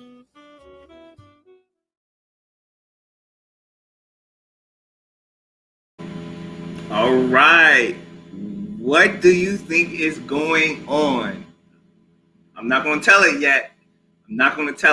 And I'm not going to tell you why this story is so important. But I do want you to stay tuned to the rest of that. But Mama Wanda, I want you to introduce our next. Let's pause for a minute. Let's first acknowledge that there are 126 people watching Love Night right now. 126. We are so grateful to all people who are viewing. This is our first time doing it virtual rather than just say, well, with the Rona, we ain't going to do it this year. We decided to keep going. So I do want to give a special shout out to all the KOTC members, all the elders who are willing to push through and try something new. It's not that elders don't know how to do it. Elders are quite capable. Let's just name that. Elders can do anything that young folks can do. Elders just put their mind to it. So I'm thankful that they were open to try something new and let us try this new innovative way to share our stories and to tell our stories and to share our glory. Mama Wanda, please tell us about the next teller coming up. Paul, next up we have Nzinga the Poet.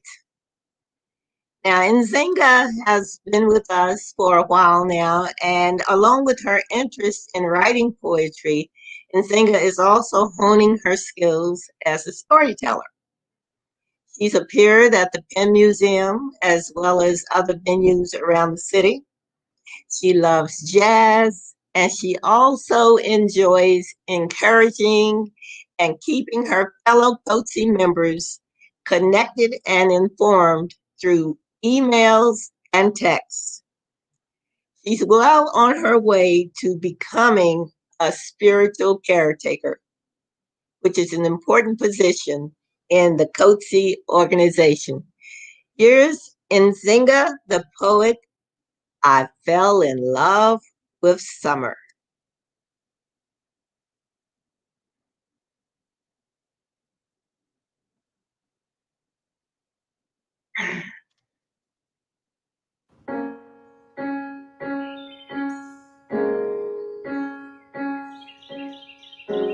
I fell in love with summer. I fell in love with summer so I could keep the stars in my eyes and I could hold on to the endless sky. I fell in love with summer. I couldn't let it pass me by. I fell in love with summer. Moonbeams lit my way. And what could I say but do a slow dance under a shady sycamore tree? It didn't bother me because I was free. Free. After summer, leaves fall. I had to let go. Long distance relationships are sometimes hard to grow. I had to surrender. Birds were singing. Soft dances, movies, snuggles, children, laughter, chocolate kisses, tears. My love, I will always hold sweet memories near. We fell in love with summer when the moon let us walk away with our dreams.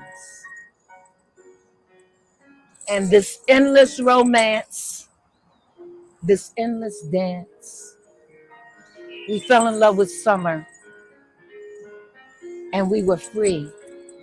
And we were free, free, free.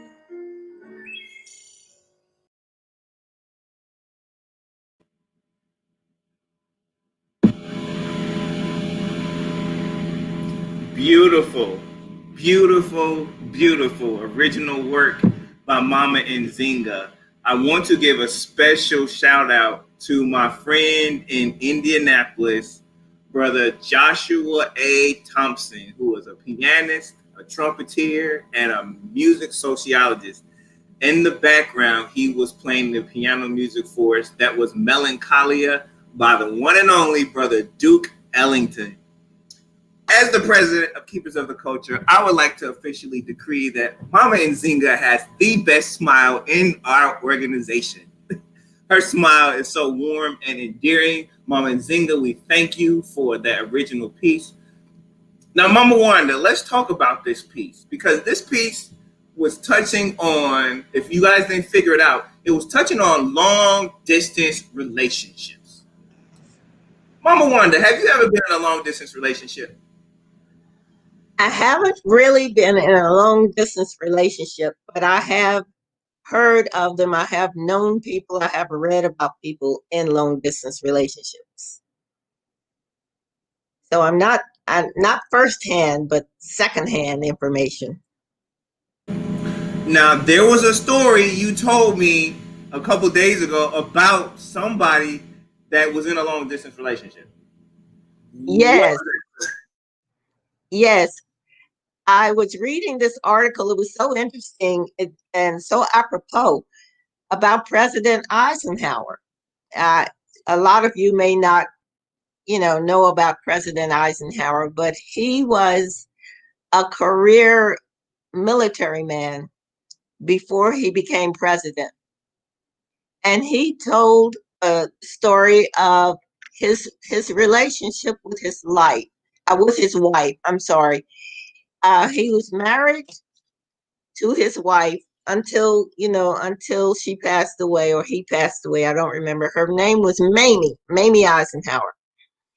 And he said that while he was away on these different military maneuvers, sometimes months at a time, he just took it for granted that she would hold down the fort, that she would raise the children, that she would pay the bills, that she would take care of everything.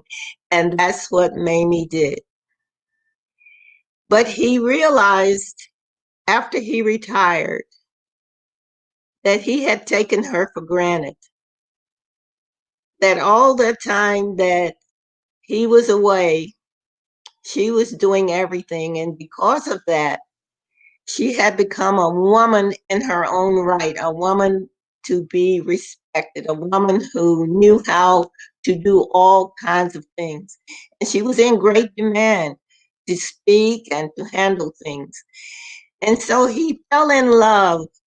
This is my conclusion. He didn't say he fell in love, but the story as he told it was, he fell in love with his wife years after they had been married because of her sacrifice that she took for granted.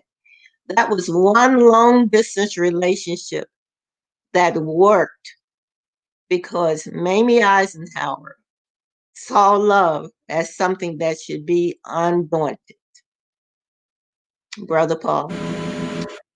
Well said, Mama. We are now moving into part 2 of Corona Love. All right, so now we see that Cove and Corinta kind of got this energy going where they're kind of talking. COVID-19 is hit. Everybody's in quarantine. Cole is clearly trying to get on. Like, let's just name it. He's trying to get on with the sister. But Corinta don't seem like she kind of featuring the brother. So let's pick up where we left off with part 2 and see what's going to happen between these two people with Love Undaunted. Corona Love, part 2.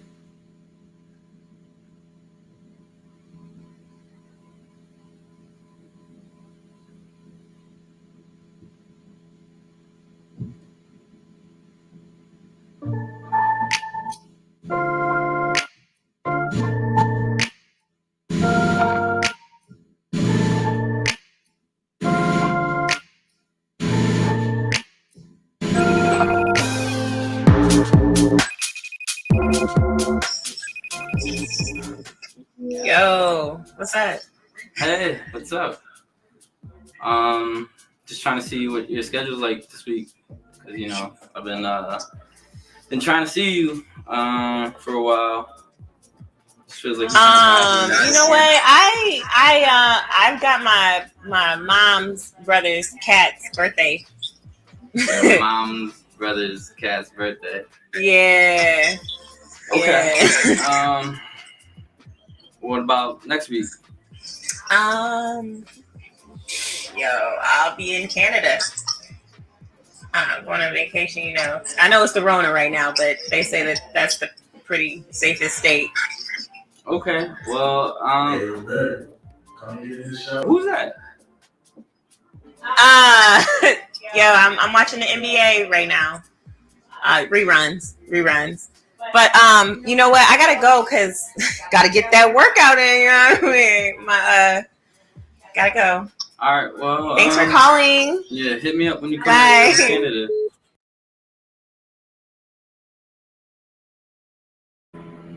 All right. Adera Corinta, I don't know. I think she's trying to play the brother. Like, just tell him you're not interested. Why is she doing that? Like, ghost the brother, do something, but don't play with the man. Come on now, we ain't got time for that. We gonna see how this turns out. We about to step into now part 3 and part 4 of Valerie's Voice, Unexposed and Unafraid. You should find out now what is going on between Valerie and Larry. Why is their love undaunted? Watch this part, you'll figure it out.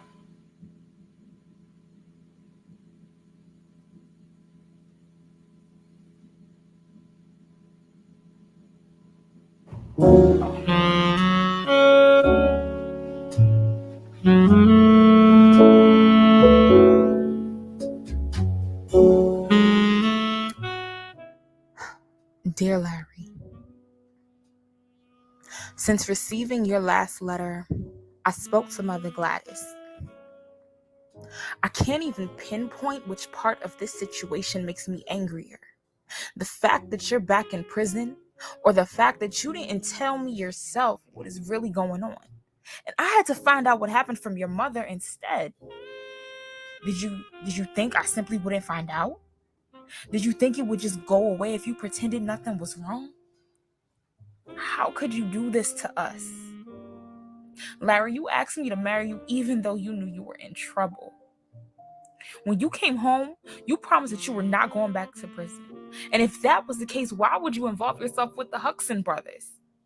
They've always been nothing but trouble since we were children, and you know it.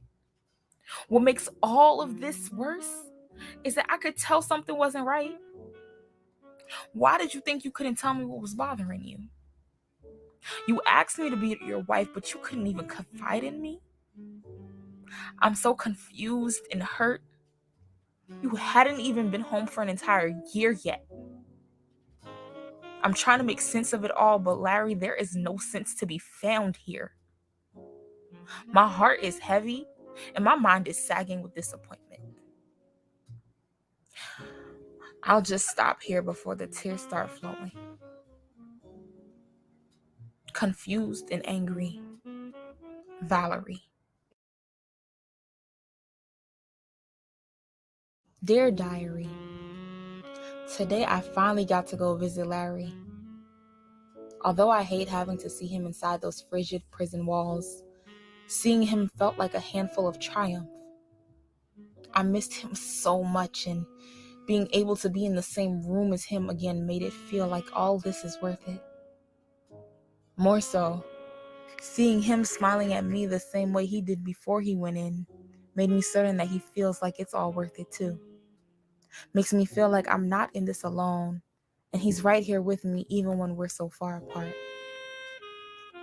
I wasn't surprised when Larry told me I looked different, but I couldn't help but feel a little uneasy when he said it. I know he wasn't expecting my hair to be pressed or my clothes to look the way they did. But what if he doesn't like these changes? Maybe I should have warned him before he saw me, but I didn't know how to bring it up in a letter. How do I explain that I needed to find something stable and strong to support me while he's away, and what could be more stable and strong than the love of Jesus? When all else fails, faith is the one thing you can count on. And sometimes things happen to strengthen our faith. Maybe that's what this is. A test to strengthen my faith, and if it is, I plan on passing it with flying colors. Finding my way back to church meant I had to leave some things behind, and my work with the movement just happened to be one of those things. I guess fighting oppression and religion don't really go hand in hand, unlike me and Larry. The church mothers say, when you are saved, there's a certain way you have to present yourself. And my hair, as well as the way I used to dress, just didn't display that, so I had to change it. But just because I look a little different doesn't mean that I'm a little different. I just want Larry to know that I'm still the same woman he fell in love with. I'm still the same woman who promised to love him through everything.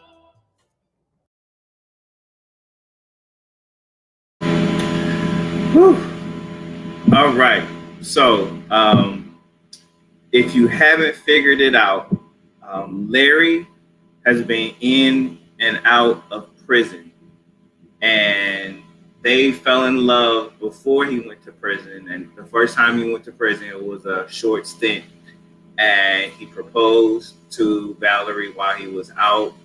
And little did she know that he had committed another crime and that he was going back in. So now he is in. I want to share with you all, again, these are real letters of Valerie to Larry in prison. These are actual photos, as you can see. In the spirit of undaunted love, she has chosen to continue to love this man, even though he has gone to prison. And she has, as you can see even in the pictures how her image has changed. You can even hear the music. It went from kind of a blues to a church sound. She has decided to turn to Jesus as a way to solidify her faith and to comfort her and get her through this. This is very, very special to me because this is the true story of my Aunt Valerie and my Uncle Larry. I want to thank my mom and I want to thank my cousin for giving me photos and actual letters of Valerie and Larry. Tiffany, thank you so much. To my mom, thank you so much. We are continuing with that story, but I just want to let you know this is a true story from my own ancestors. Moving forward, Mama Wanda, if you could please introduce our next teller. Paul, our next teller is Sister Birdy. Sister Birdy, as you know, is from Galveston, Texas, and we're so happy to have her. She moved here a few years ago and found her way to Keepers of the Culture. And we're so happy that she's a part of our group now. She has a really unique style. You get a taste of it tonight, just a taste. But you wait. Next year, you wait until you hear Sister Birdy next year. Her offering tonight is called Evening Quarrel.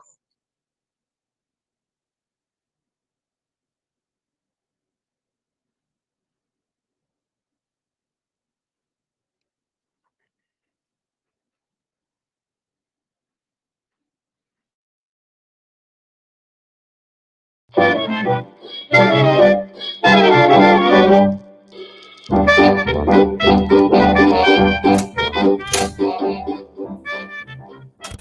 that sugar, Hammond, that I sent you this morning to buy? I said, where is that sugar that I sent you this morning to buy? Coffee without sugar makes a good woman cry. I ain't got no sugar, Hattie. I done gambled your dime away. I ain't got no sugar. I done gambled that dime away. If you's a wise woman, Hattie, you ain't gonna have nothing to say. I ain't no wise woman, Hammond. I'm evil and mad. Ain't no sense in a good woman being treated this bad. I don't treat you bad, Hattie. Neither does I treat you good. But I reckon I could treat you worse if I would. Lord, these things we women have to stand. I wonder, is there nowhere a do-right man?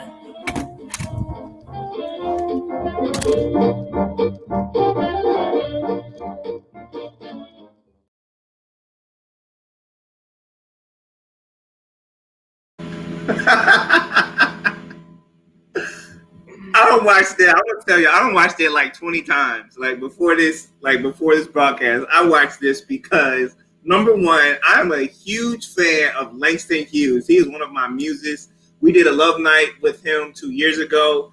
Yeah. And also, if you all know the repertoire of Sister Birdy, she specializes, she's really a strong writer, but when she does get on the stage and tell a story, it always is like this quick jab, and it's always full of irony. And so this was just a preview of what she can do. The irony, I just love it, because with Sister Birdy, when she tells her stories, you got to listen to the irony that takes place, because it'll sneak by you if you don't listen. But thank you, Sister Birdy, who is also the recording secretary of Keepers of the Culture, with some of the best cursive writing that I have ever seen in my life. Thank you, Sister Birdy. Some of her family is on here. To respond to some of the people in the comments, do-right men do exist. It may not exist in that poem, but do-right men do exist. All right, moving on. We are now about to take some time again to honor one of our ancestors who was a part of Keepers of the Culture. We were saddened that during this past week, we lost Irma Holmes. Irma Holmes was a beautiful woman. She was amazing, full of laughter. She was the comedian of Keepers of the Culture. I like to call them micro stories, the jokes. You can often see her emceeing our events, because Sister Irma Holmes knew how to hold her crowd in the palm of her hands. If we were backstage trying to figure stuff out and last minute changes, Irma Holmes could keep that crowd together and they would not have a clue what was going on, because they were laughing so much.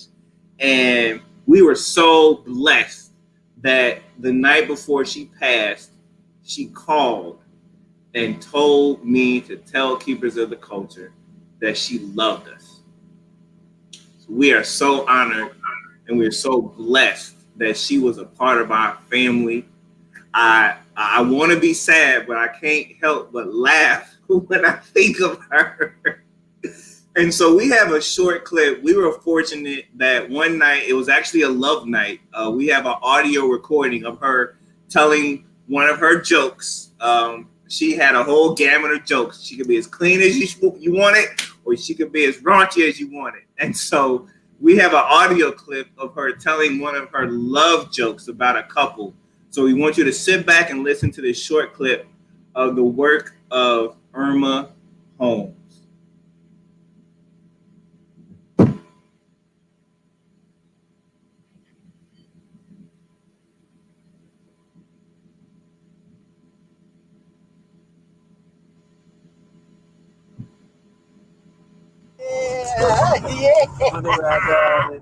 Yeah, at the pearly gates. Yeah. I'm listening. I need to catch up. What did I hear miss? that one? I didn't hear nothing. All I heard was you stepping on the eggs and like they lost Jesus and they blamed it on that. These two ladies were standing at the pearly gates waiting to be admitted, and they started talking to each other. So one woman said, well, how did you die? She said, I froze to death. She said, oh, God, what was that like?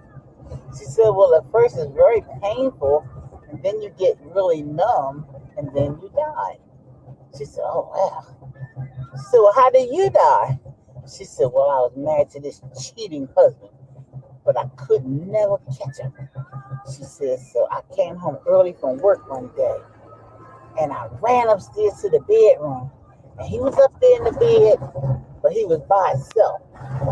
So I ran downstairs to the basement, and there wasn't anybody down there.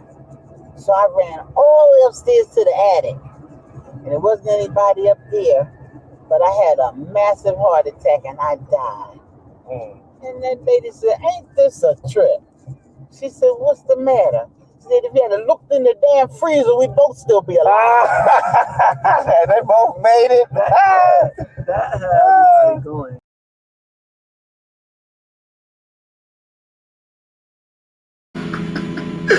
Oh, Mama Irma Holmes, we are going to miss her. A quick story with her, a micro story. When I graduated from grad school, she came to the same day I graduated from grad school, I was inaugurated as president of Keepers of the Culture. And so we had the ceremony and the festivities. And so she came and she told me, she said, now I'm gonna have to leave early because I have another gig. And I was like, well, what's your gig? And she said, believe it or not, I am going to do jokes and comedy for a celibacy group. And I was like, a celibacy group? Like, why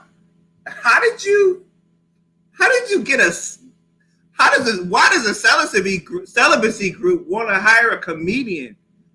And she said, they found me and I told them I can do it. And so she said they asked her, was she celibate? And Irma Holmes was like, yes, I'm celibate. She said, I celibate and I give the rest away. And so Mama Irma always had a joke on hand. She is going to be truly missed. We are going to celebrate her life along with her family later on because she was such an awesome woman, just a pure joy. The whole city of Philadelphia knew her for her laughter, her ability to bring laughter to our hearts and our souls. May she rest in eternal heaven and peace. Mama Irma Holmes. Moving right along, Mama Wanda, if you can introduce our next teller. Our next teller is the incomparable Carla Wiley. Carla Wiley has been a member of Keepers of the Culture almost since it first began.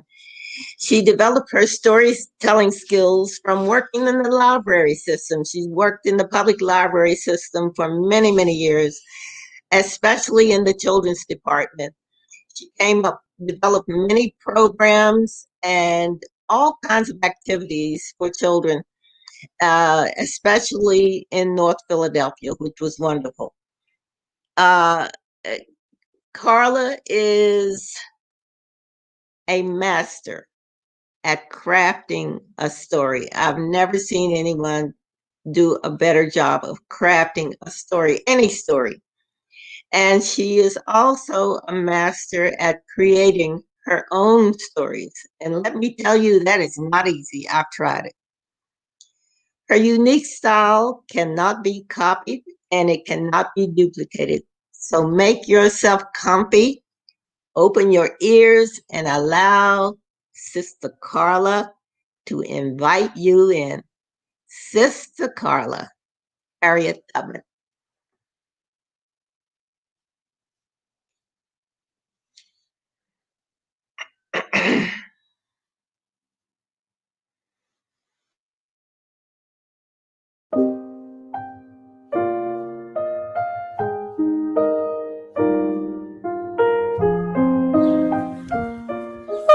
Girl.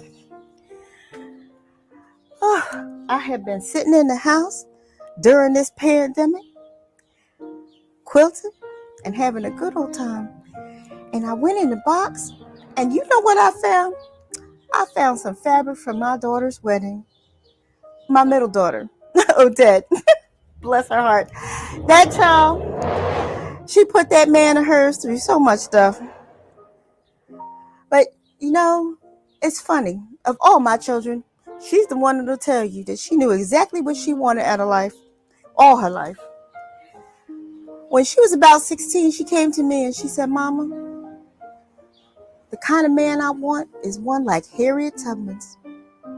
Now, I didn't know the whole story at the time.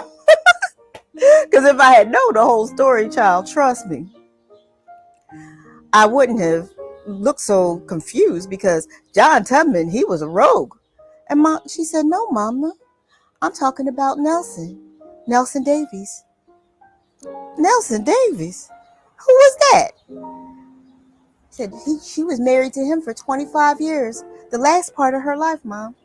And believe it or not, he was 39 and she was 59 when they got married. What? That's what I said to that child. Believe her. But you know what? When she told me this story, I could see it. And I understood why my daughter wanted a relationship like that. One that would be undaunted. One that, no matter what happened, it would still carry on. My daughter was a lot like that, lot like Harriet Tubman, in that the child was always doing for others. Always, always. Always giving them things and doing stuff for folks, and folks were always messing her over. But you know what? It never stopped her spirit, and it never made her upset. Even with that man that she almost married. His name was Henry. Now, Henry was a nice enough boy, sure enough, but he wanted to do, but he didn't want the consequences, you know what I mean. And when she found out that she was pregnant, he told her, came back from the service talking about, I ain't ready to be nobody's daddy. That would have made me so angry. But she didn't get angry at all. She just told him, thank you for letting me know that. But I don't want you running in and out of my child's life. So if you're going to be his daddy, then be here. If not, then get to stepping. And he got to stepping. And that's when she said, Mama, my life is going to be dedicated to this little boy right here. He going to be the whole love of my life. And anybody else who wants to love me, they're going to have to love him too. Now that's where my son-in-law comes in. His name is Robert. Now Robert came from a family a lot like ours. His father was in the Navy too, just like my ex-husband. And he grew up without his father and grew up rough. He was the youngest in the family, so his mama didn't want to let go of him either. That boy went straight from his mama's house to having a place with my daughter. And I didn't think he was ready either. That's why when he asked her to marry him, and it was 6 times, yes, 6 times the poor brother asked her. She never said no to him, but she wouldn't say yes either. And he was a little bit discouraged and came to me one day. You know that cake I was baking in the house? The one I got flour all over me from? Well, she had baked a cake. And he came to get a piece, but he really just wanted to talk. So I made him a cup of coffee and we sat down and he said, Mama, I've asked her. I asked her 6 times and she won't say no, but she says for me to think about it. Doesn't she think that I thought about it? And that's when I explained to him that she needed a love like Harriet's. What? Harriet Tubman and Nelson Davies. See, you're a lot like Nelson. You grown up rough. You know what it's like. And I remember her telling me that Nelson, he kept looking at Harriet. He watched Harriet as she helped folks from one thing to another. He was a carpenter and he would build things for her, but he had gotten tuberculosis when he was in the service. So he didn't expect to live very long. But he knew that he loved what Harriet was doing. And he loved helping her. And after Harriet Tubman had money that was gathered for her stolen, she was so discouraged. And do you know what that man did? He came to her, he said, Miss Harriet, why don't you marry me? If you marry me, when I die, you'll get a chance to have my pay. And it'll be fine.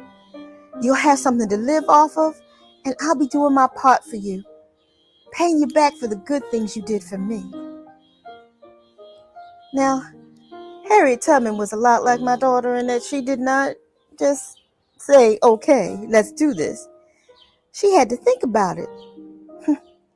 She had to pray about it. But you know what else Nelson said to her?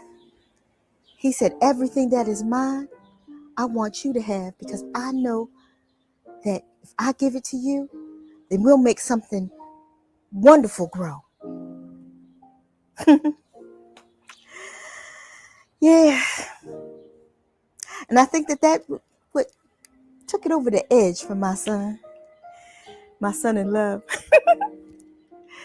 Because he said, you know what? I am going to ask her again.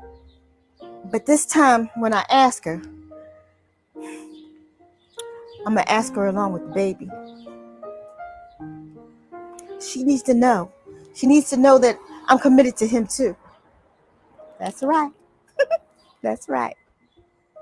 Well, a few days later, they were putting stuff under the Christmas tree for the baby. He had taken little Joseph, that beautiful big-headed grandson of mine, out. When they got back, they was giggling. And she said, what have you two boys been doing? It's a time of secrets. Shh. I remember she laughed at them. He went and put the baby to bed and came back down. He tapped her on the shoulder. He got down on one knee. And he said, look, Odette, I know that you've been disappointed a lot. And I know that raising this boy isn't going to be easy. Oh, because did I mention, this is my grandson that had autism. He said, but I'm not scared. If you and I do it together, we'll get it done. And you don't have to worry about nothing, baby. Not one blessed thing. I'm going to be right here no matter what happens. We got a problem, we're going to work it out together. I'm going to be your Nelson Davies to your Harriet Tubman. And she got the biggest smile on her face. That smile spread. And she said, yes, Rob, I'll marry you. They'll be married 40 years soon. And that little boy, they raised him and had 3 others to go along with him. 3 little girls. They've been through a lot. They've buried his folks. They buried a baby girl. And about 6 years ago, they buried their son Joseph too. They still together, while other people who you could swear would have been together for years and years ain't going as strong as they are. And not only that, they appreciate each other. They love each other. They don't let an argument move them. That's what I call undaunted love. Well, child, I've been sitting out on this porch long enough, and I think I could smell that cake of mine in the house. I'm going to go in and check on it. Now, you have a good day here.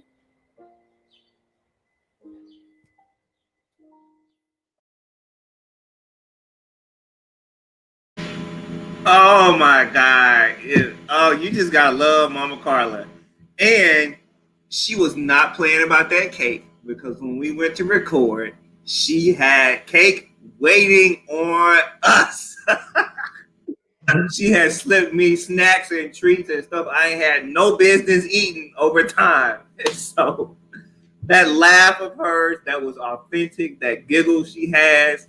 Mama Carla, we want to thank you for crafting such a beautiful story with such a unique topic. We do not associate Harriet Tubman with falling in love with anybody. We think of her putting the shotgun to people saying, stay on this Underground Railroad. They're going to kill you there. I'm going to kill you now. So thank you, Mama Carla, for that beautiful piece and tied it into actual modern day love. Thank you again. Coming up, we are into part 3 of this Corona love. Now, I know that Cole really likes Quarenta, but I don't think she's feeling the brother. I think she like playing him and like pulling him on a string. But yeah, let's see what he does and let's see what she does. Part 3, Corona love.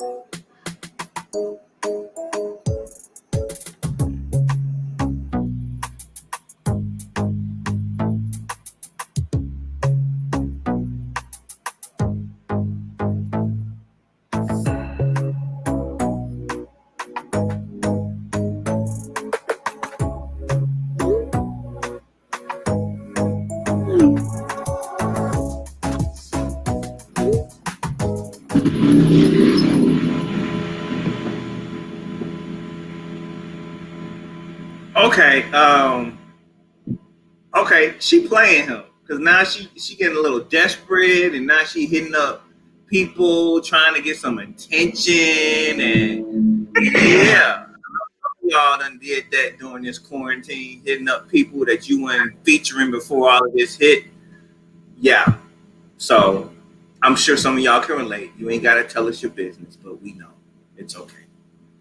All right, moving on into parts 5 and 6 of, now I can tell you, my Aunt Valerie and my Uncle Larry, Unafraid and Exposed and Unafraid, Valerie's Voice, parts 5 and 6.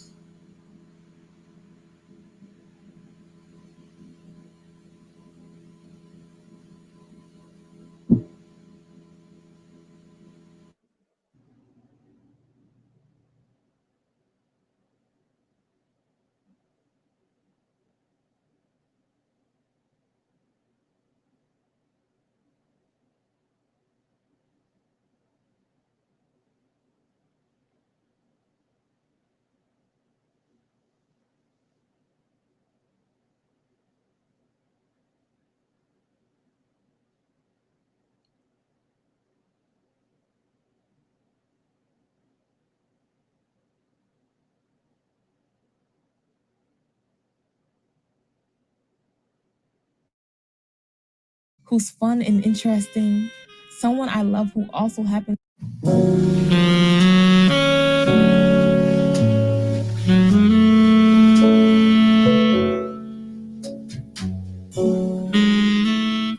My darling Larry, somehow you still find new ways to amaze me.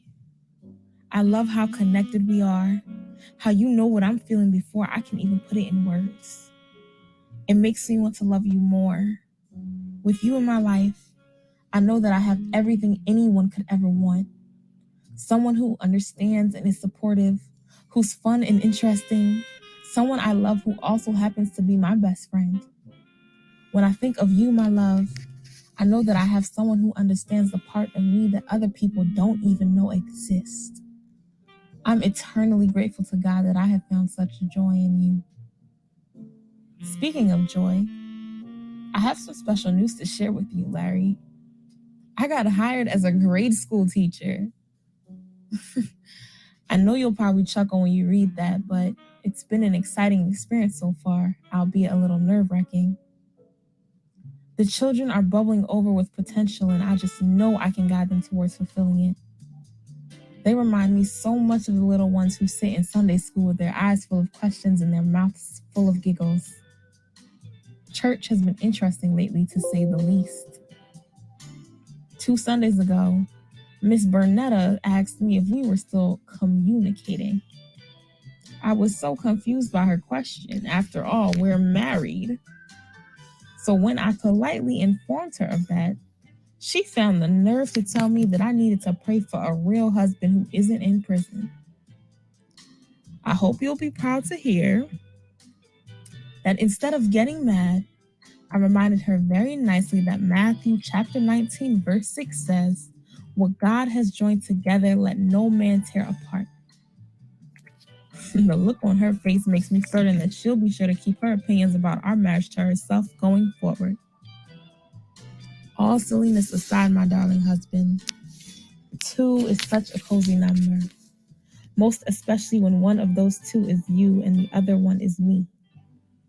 God always knew that together our 1 and 1 would make the perfect 2. Yours forever and beyond, Valerie.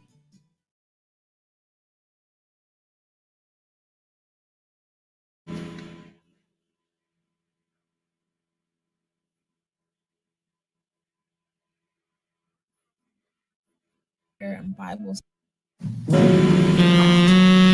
I've had my hands in my hand and would make it the perfect 2. Yours forever and beyond, Valerie.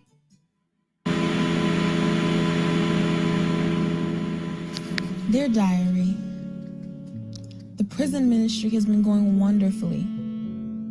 It is such a blessing to have those men join us in prayer and Bible study. So far, we've had 7 men accept Jesus as their Savior and Redeemer. I feel as though I am truly fighting the good fight. And if I just happen to be able to see my Larry for an extra day in addition to our regular visitations because of it, well, I'm sure the Lord doesn't mind his Savior receiving a little extra happiness. I'm hoping my love will make the choice to be saved soon as well, if I'm being honest. I can tell our ministry meetings are important to Larry, and he's always so engaged in the material. It's so heartening to see. Outside of my work with the ministry, I've had my hands full these past few days with the school children. Maybe it's just me, but I feel as if students are much more hard-headed than they used to be. Why, just yesterday, a 4th grade boy called me out of my name. And to say it took all of my strength not to lose my temper on that child is an understatement. Once I composed myself, I bent down and told that little boy if he ever thought fit to forget who he was speaking to again, he wouldn't have to worry about school security coming for him, because they would be coming for me. It's so disappointing to see these types of behaviors being displayed by our youth. If it weren't for children like my nephew, little Paul, I would be very worried about our future. But Paul gives me hope that the next generation will be all right. He's such an old, artistic soul, and he looks just like Larry. I love getting to see him at church on Sundays. He usually sits next to me unless he's going to play the drums for service. Last Sunday, he played so well, I couldn't help but brag about him for the rest of the day. I just know our church family was sick of hearing my voice. Paul is a great storyteller too, so I've been encouraging him to read and write as much as possible. That boy has a light in him. I just know he's gonna do great things.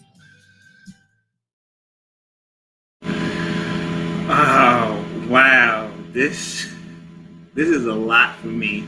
My Aunt Valerie meant the world to me. She was one who, growing up, a lot of the grown folks thought I was too grown, too old for my own good, always in grown folks' business. But Aunt Valerie recognized the maturity, the old man, the wise spirit in me, and she always treated me as if I was somewhat like an adult. And she is the reason why I am a teacher to this day. Her and my cousin Michelle Van Allen, they were two women in my family who were dedicated to education in the Chicago schools. And Aunt Valerie, just amazing as a educator, as a principal, administrator. And a random fact, she was an awesome piano and organ player in that church. Oh my God, I can think of when we used to have a youth retreats in Geneva, Wisconsin, and Aunt Valerie would come down to that old campground and make that piano talk. Oh my God, I truly miss her. And best believe, when I write my first book, I am dedicated to the one and only Valerie Harris. Thank you to Shani for crafting that. We still have a couple more parts of that, but we are going to jump into the rest of, let's see here, what's next? We back to see what Cove and Quarenta is doing. She been playing him. He been so faithful trying to get with her during a quarantine. Let's see what they up to.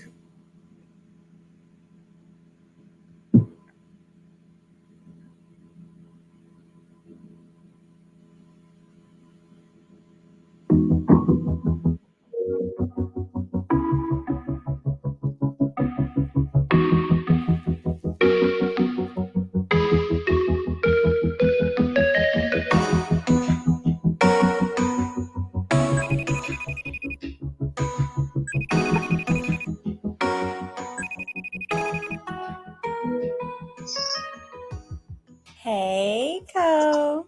Hey, what's up? What up, Co? Co. How's it going? I'm good. How are you?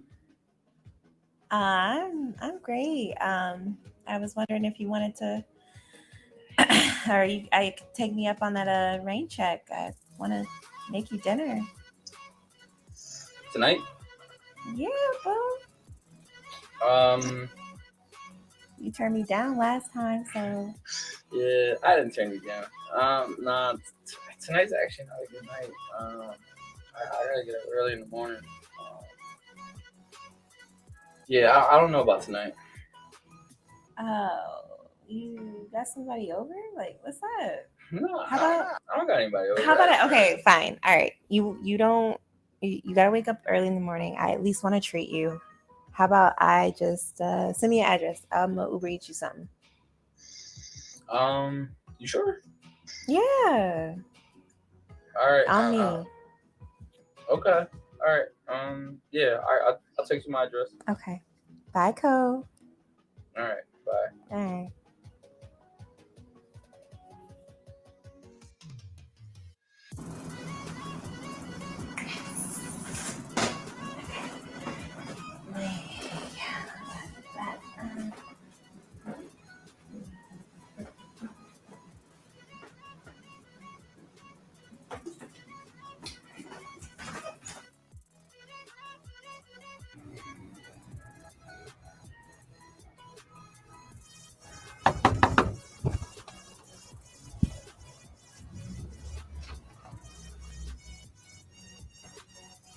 Hi, how you doing?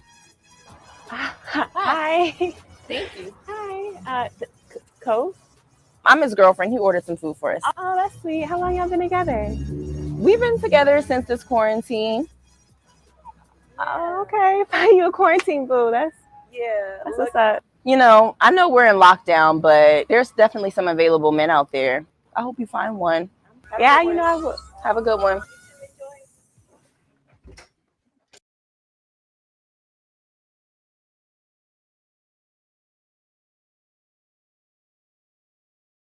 All right, you can see, player got played. Like you can see his eyes. He had a change of heart. So yeah, sister, y'all better watch it when you playing these men. But let's see what this story was really about. We're actually going to hear from Anthony and Adera, and they're going to tell us what this story was really about and what led them to create this skit. So let's hear what they had to say.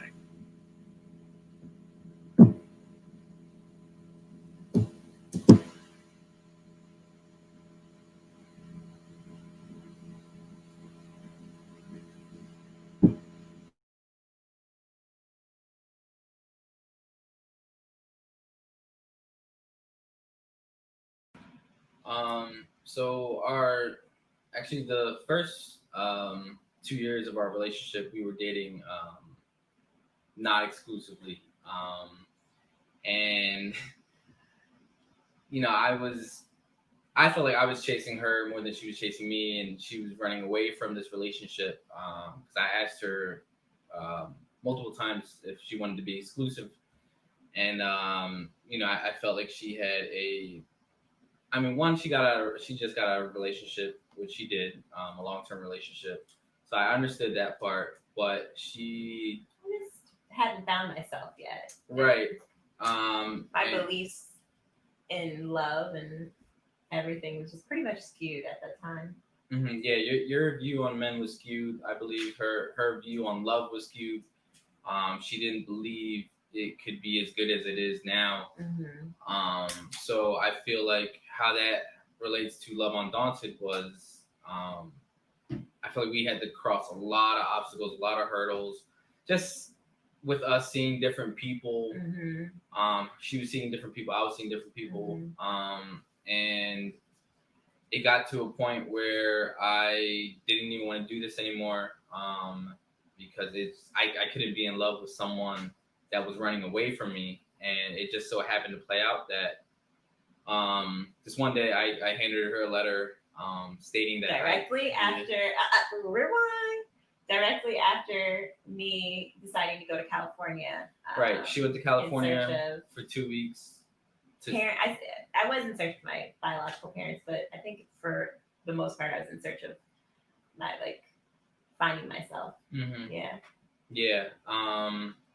And yeah, that was kind of like the last straw for me. So when she came back, I handed her a letter stating that I didn't want to do this anymore. I couldn't be in love with someone that was running away from me. And she just so happened to have a letter too. I was ready to settle down. Yeah, then take a chance. Basically, yeah, her letter stating that she wanted to date exclusively. But in between, from the time we met to that moment in time, we had to cross a lot of hurdles, a lot of obstacles, mm-hmm. To get where we are. Mm-hmm. And the Quarantina and Cove, depicted very similar situations that we had to face during the time of our entanglement. Yeah, if I had to take away for the skit that we did, the theme would actually be the opposite of how we turned out, but how we could have turned out, which is sometimes what you're looking for, that thing that you're searching for, could be right in front of your face. It could be right in front of you and you not even know it, and you could actually be running away from it. Mm-hmm. Face those feelings. Right, because of what you had going on inside, because of your projections, or because of what you think love might look like, or what your idea of love is, or your perfect guy could be skewed, not realizing that you're basically blocking your blessings, in a sense. So I also believe that storytelling has impacted, our relationship and how we have evolved by, simply, again, telling our story, reenacting those moments of, times where we were unsure. We were trying to figure it out. And so within that, it also brought some sort of healing, some sort of closing of a chapter. And it made us realize how much of a testimony that we do have and how we can literally turn that into stories and share with others, because I'm sure this is not something that, just the two of us have gone through. Right. And then if it is, then it's just kind of like it's a rare thing, and storytelling is what's allowed us to bring our situation and our journey to light. I think we're people that thrive off of helping other people and connecting with other people. So when we share our experiences and we share our stories of what we went through, especially when people are going through similar things, it really helps us connect with each other on a deeper level, but as well as it gives us that sense of fulfillment to share our hardship of what we went through, and knowing that it can possibly help other people down the road or even now. Because you've had several people ask you, like, how do you guys end up? And I'm in this situation, I'm in that situation, tell me your story of, what you guys went through, to help them in their own journey of finding love undaunted, and undaunted love. Mm-hmm. And that is what I define our love as, undaunted. We're just not your average couple, nor do we want to be. As long as y'all ain't entangled.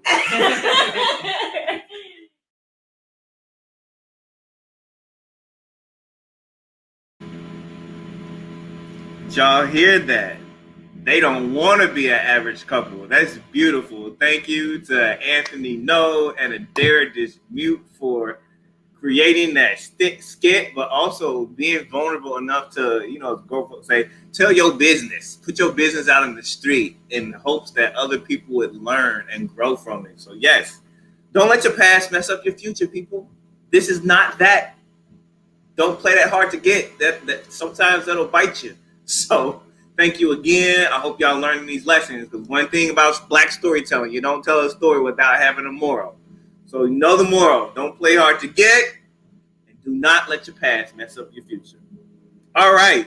So moving on to the last part of Aunt Valerie and Uncle Larry, just to see what's going on between them. Love between two people with the obstacle of being in prison. This is the last part, part 7. Enjoy.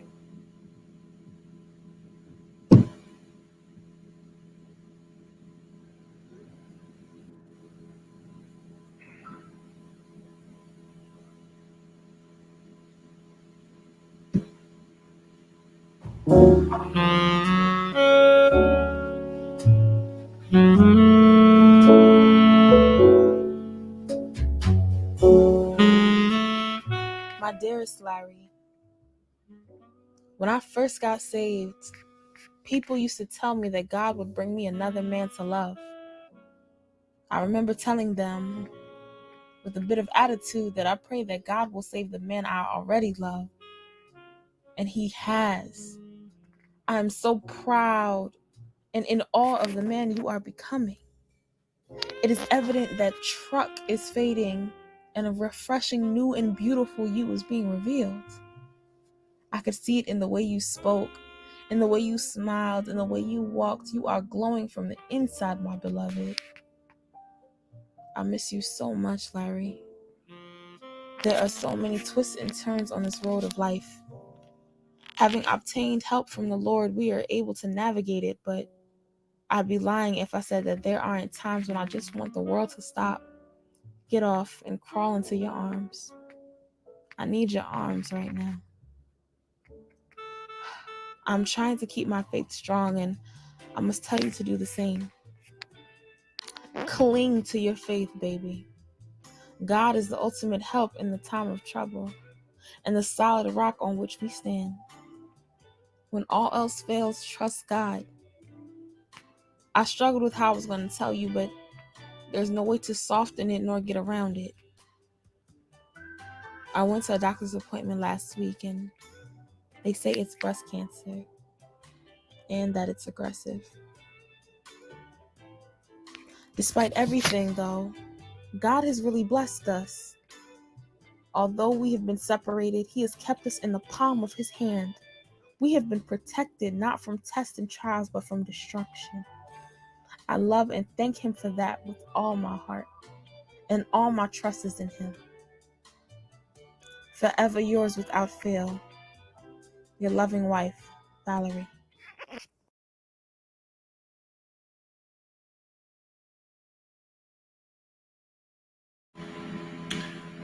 Wow. Okay. That's not the end, but that's the end of for Love Night.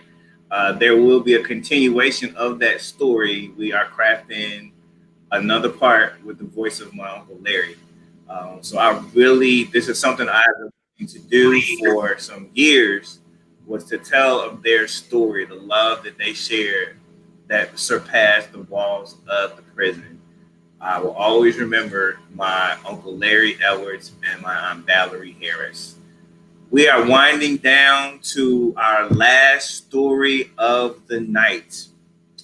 Mama Wanda, could you introduce and tell a little bit about the next teller? And if you all didn't notice, this teller, on his little feature flyer we had on our social media, it said that he's from the center of the universe. Now, Mama Wanda, when you introduce this man, can you please tell us, where is the center of the universe?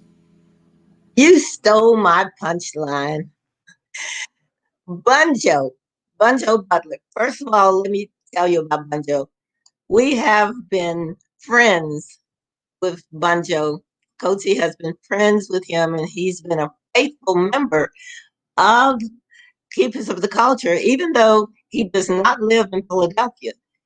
Banjo has been wonderful. He's been kind enough to come all the way to Philadelphia to participate in many of our activities and some of our love nights. And I just want to thank you, Banjo. I hope you're listening. Thank you so much. You're such a wonderful person. Not only is he a faithful member of Keepers of the Culture, but he's also a highly esteemed member of the National Association of Black Storytellers. And he plays a very important role in that he is in charge of Adopt a Teller. That means he takes storytellers all out into the city. Any city that we are visiting or any city where we're having our conference, we contact the schools and send storytellers out to them. Many of the schools have never had storytellers before. And Banjo has performed that and has been faithful with that for many, many years. He is a wonderful and dedicated and generous person. Thank you, Banjo. He's also a branch manager of the Enoch Pratt Free Library in that city. And now we will reveal to you where that city is.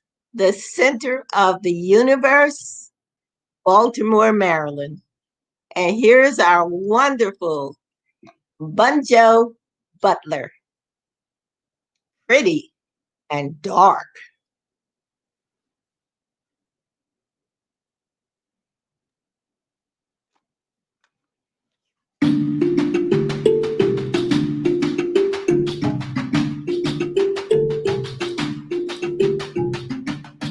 Peace and blessings to my coaching members and to story lovers. My name is Banjo Butler. I'm here today to share a story with you about the love of my people and the love of myself. I'm 74 years old, and all my life has been impacted by white supremacy, overt racism, systemic racism, and it was a means of trying to have me not love myself, not be into what was happening to my people. I love the Black Lives Matter movement because it's another movement that could move us forward. But let me say this, Black Lives Matter, don't settle for legislation, settle for action, for action. I think I am right to say that in 1956, they had Brown versus the Board of Education, and we still don't have equal schools. We talk about being equal with the white dominant culture, and we still don't have equality. All my life, I have been brutalized by the institution of the police, not by people, by the institution. What I want to do is share with you, like Malcolm X said, don't let our oppressors make us hate ourselves. I get tired of being pretty. Sometimes I get tired of being smart. I get tired of all the pretty girls pulling on me, but I never get tired, Lord, being this dark. I've traveled around this whole wide world, and I've done me a lot of things. So I can tell you this truth from the bottom of my heart. Ain't nothing no better than pretty and dark. I get tired of being pretty. Sometimes I get tired being smart. I get tired of all the pretty girls pulling on me, but I never get tired, Lord, being this dark. If I should ever die and leave this world, and I get a chance to come back again, when the good Lord say, Banjo, how you want me to start? I'll say, please make me pretty, Lord. Please make me dark. I get tired of being pretty sometime. I get tired of being smart. I get tired of all the pretty girls pulling on me, but I never get tired, Lord, being this dark. I've traveled over this whole wide world in one way or another, y'all. See, because I can read. I was standing in the bushes. I saw Harriet Tubman leaving some enslaved people up the trail, following the North Star, when one of the brothers wanted to punk out, said he was going back. And she took out her gun and put it to her head and say, oh no, you either going forward or you can lay dead here. I was in the Audubon ballroom when Malcolm X was getting ready to speak. His wife was there, she was pregnant, his children was there, and two brothers in the audience start talking this stuff about, get your hands out my pocket, get your hands out my pocket. And Malcolm tried to bring some sanity to him. Cool down. And they jumped up with their weapons and killed that brother. Yeah, the government was in on that, y'all. Oh man, I was in the forest. And Kunta Kinte, he come running up, and he was being chased by what they call them then,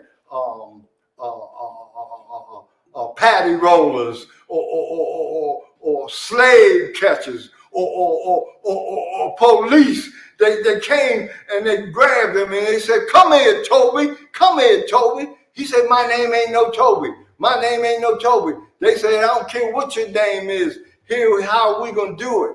We going to either," they tied him up to a tree, y'all. He was standing there.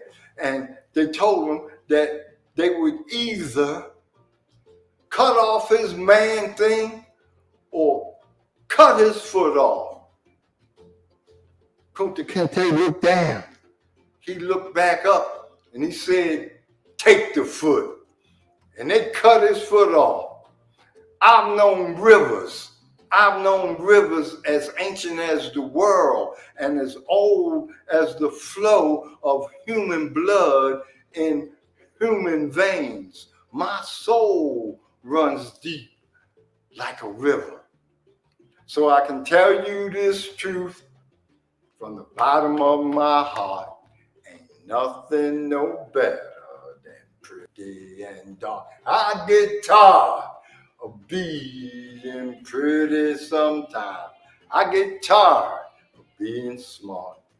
I get tired of all the pretty girls pulling on me.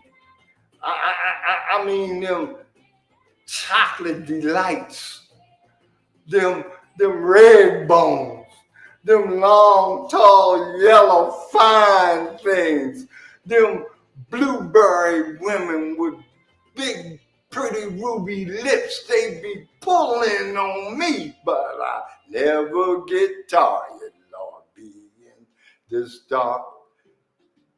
I have traveled over this whole wide world, and I done me a lot of things, so I can tell you this truth from the bottom of my heart.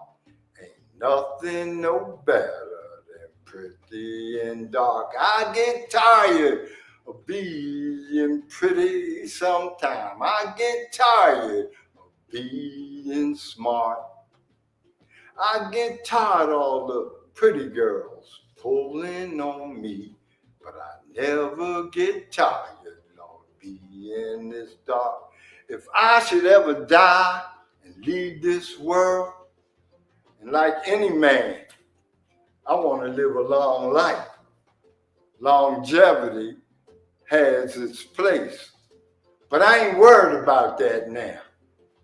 I just want to do God's will. And God has allowed me to go to the mountaintop. And I've looked over and I've seen the promised land.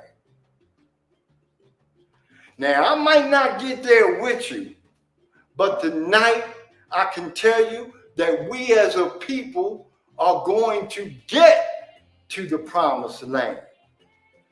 So I ain't worried about nothing. I ain't fearing no man. Because mine eyes have seen the glory of the coming of the Lord. So when the good Lord say, Banjo, Pee-wee, Stanley, how you want me to start? I'll say, please make me pretty, Lord, and please make me dark. I get tired of being pretty sometime. I get tired of being smart. I get tired of all the pretty girls pulling on me, but I never get tired, Lord, being this dark. If I should ever leave this world and I get a chance to come back again, when the good Lord say, Pee-wee, Banjo, Stanley, how you want me to start? I'll say, please make me pretty, Lord. Please make me dark. Call and response, John Coltrane, God made me dark. want you to know, Irene Diggs, God made me dark. Ida B. Wells, God made me dark. God made me dark.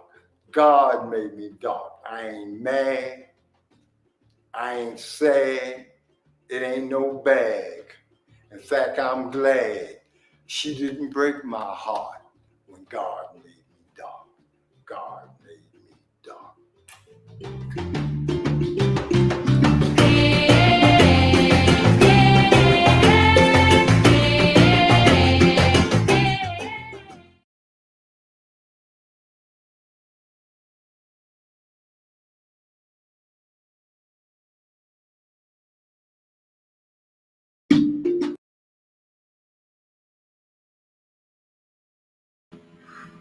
Thank you, Brother Banjo. We want to give a special shout out to his family, keeping them in prayer and condolences. I don't know if you saw the end of the video, but he lost his son-in-law just days after he shot this video. Brother Bear is what they called him. So we are giving him special prayer and condolences, sending him love and light to his family for the passing of his son-in-law due to gun violence in Baltimore. Shout out to the event stream team who teamed up and helped us out by getting us a quality video of Brother Banjo to us so that we may have him a part of this special love night. Take it away, Mama. Just want to thank everyone who participated, and thank all of the people that supported us. I want to say hello and thank you to my family, my daughters April and Lisa and Sylvia, and my cousins Mary and Helen and T, and all of those, my friend Evelyn, my grandchildren TJ, and I know Paul, you have things to say about TJ, and Noel. Just want to thank everyone for a wonderful evening. Yes, and thank you to Wanda's family for letting her take these videos and be all in and let us having this co-host situation. I think we make a pretty good team, Mom Wanda. I'm just saying. We both good looking, we both Black, intergenerational storytellers. I mean, it's a win-win situation. We do want to remind you that you can always give us a donation on the bottom of the screen. Cash App, KOTC Philly, Venmo, KOTC Philly. We're about to play a little video because this was not done just by me and Mama Wanda. When I tell you it took a lot of hard work from a good group and circle of dedicated, loyal, organized people, it was not done by ourselves. The African proverb says, if you want to go far, go with somebody. And we had people who were with us and they brought us all the way here. So please do not sign off just yet. We have a little short video just to give thanks to those brothers and sisters who helped us out. Please view our end credits, thanking everybody who played a role in this piece.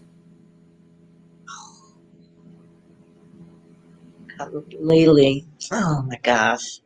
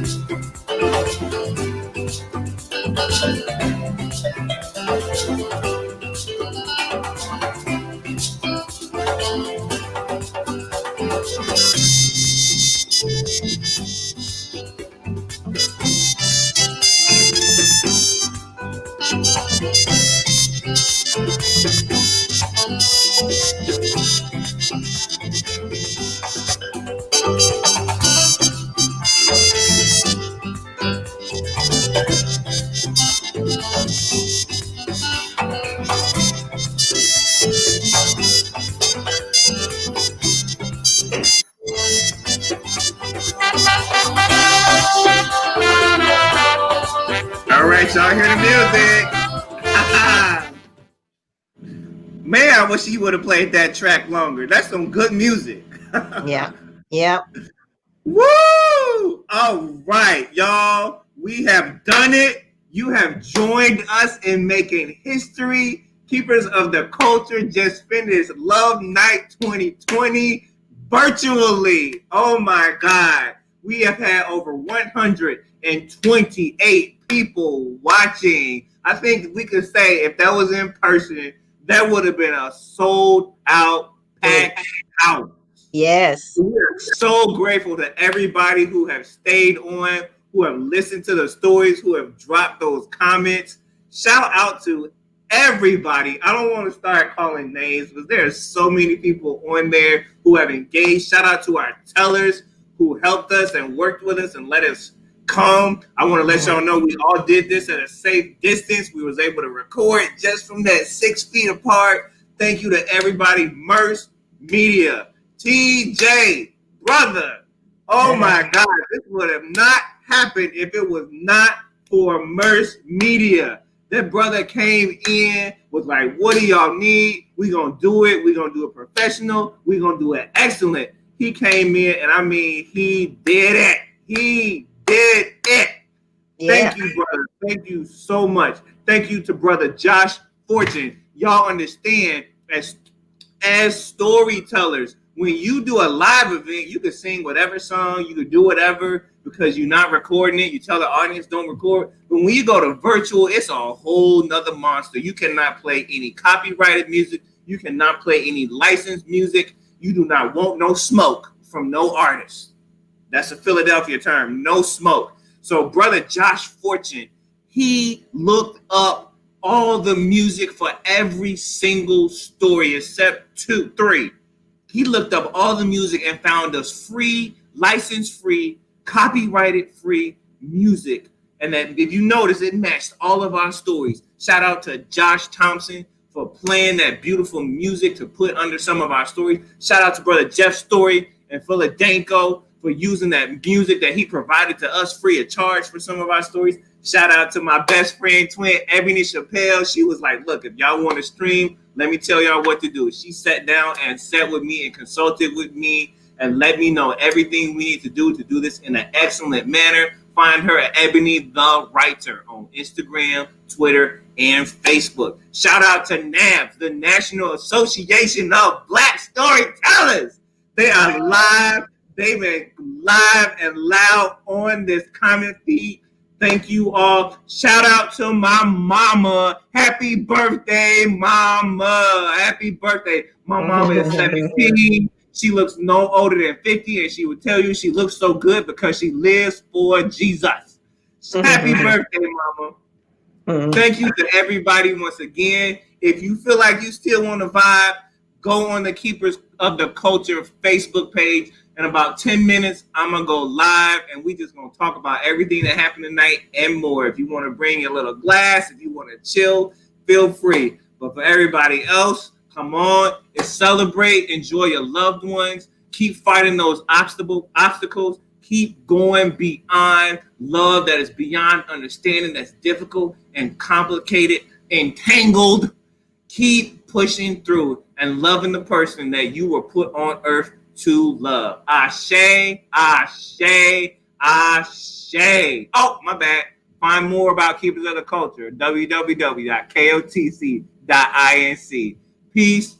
Love you all in spirit, in culture, and in love. Be safe and be well.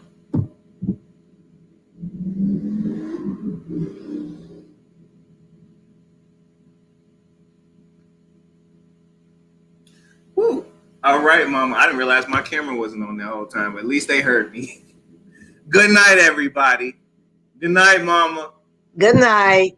Good night. I'm your second mama. Yes.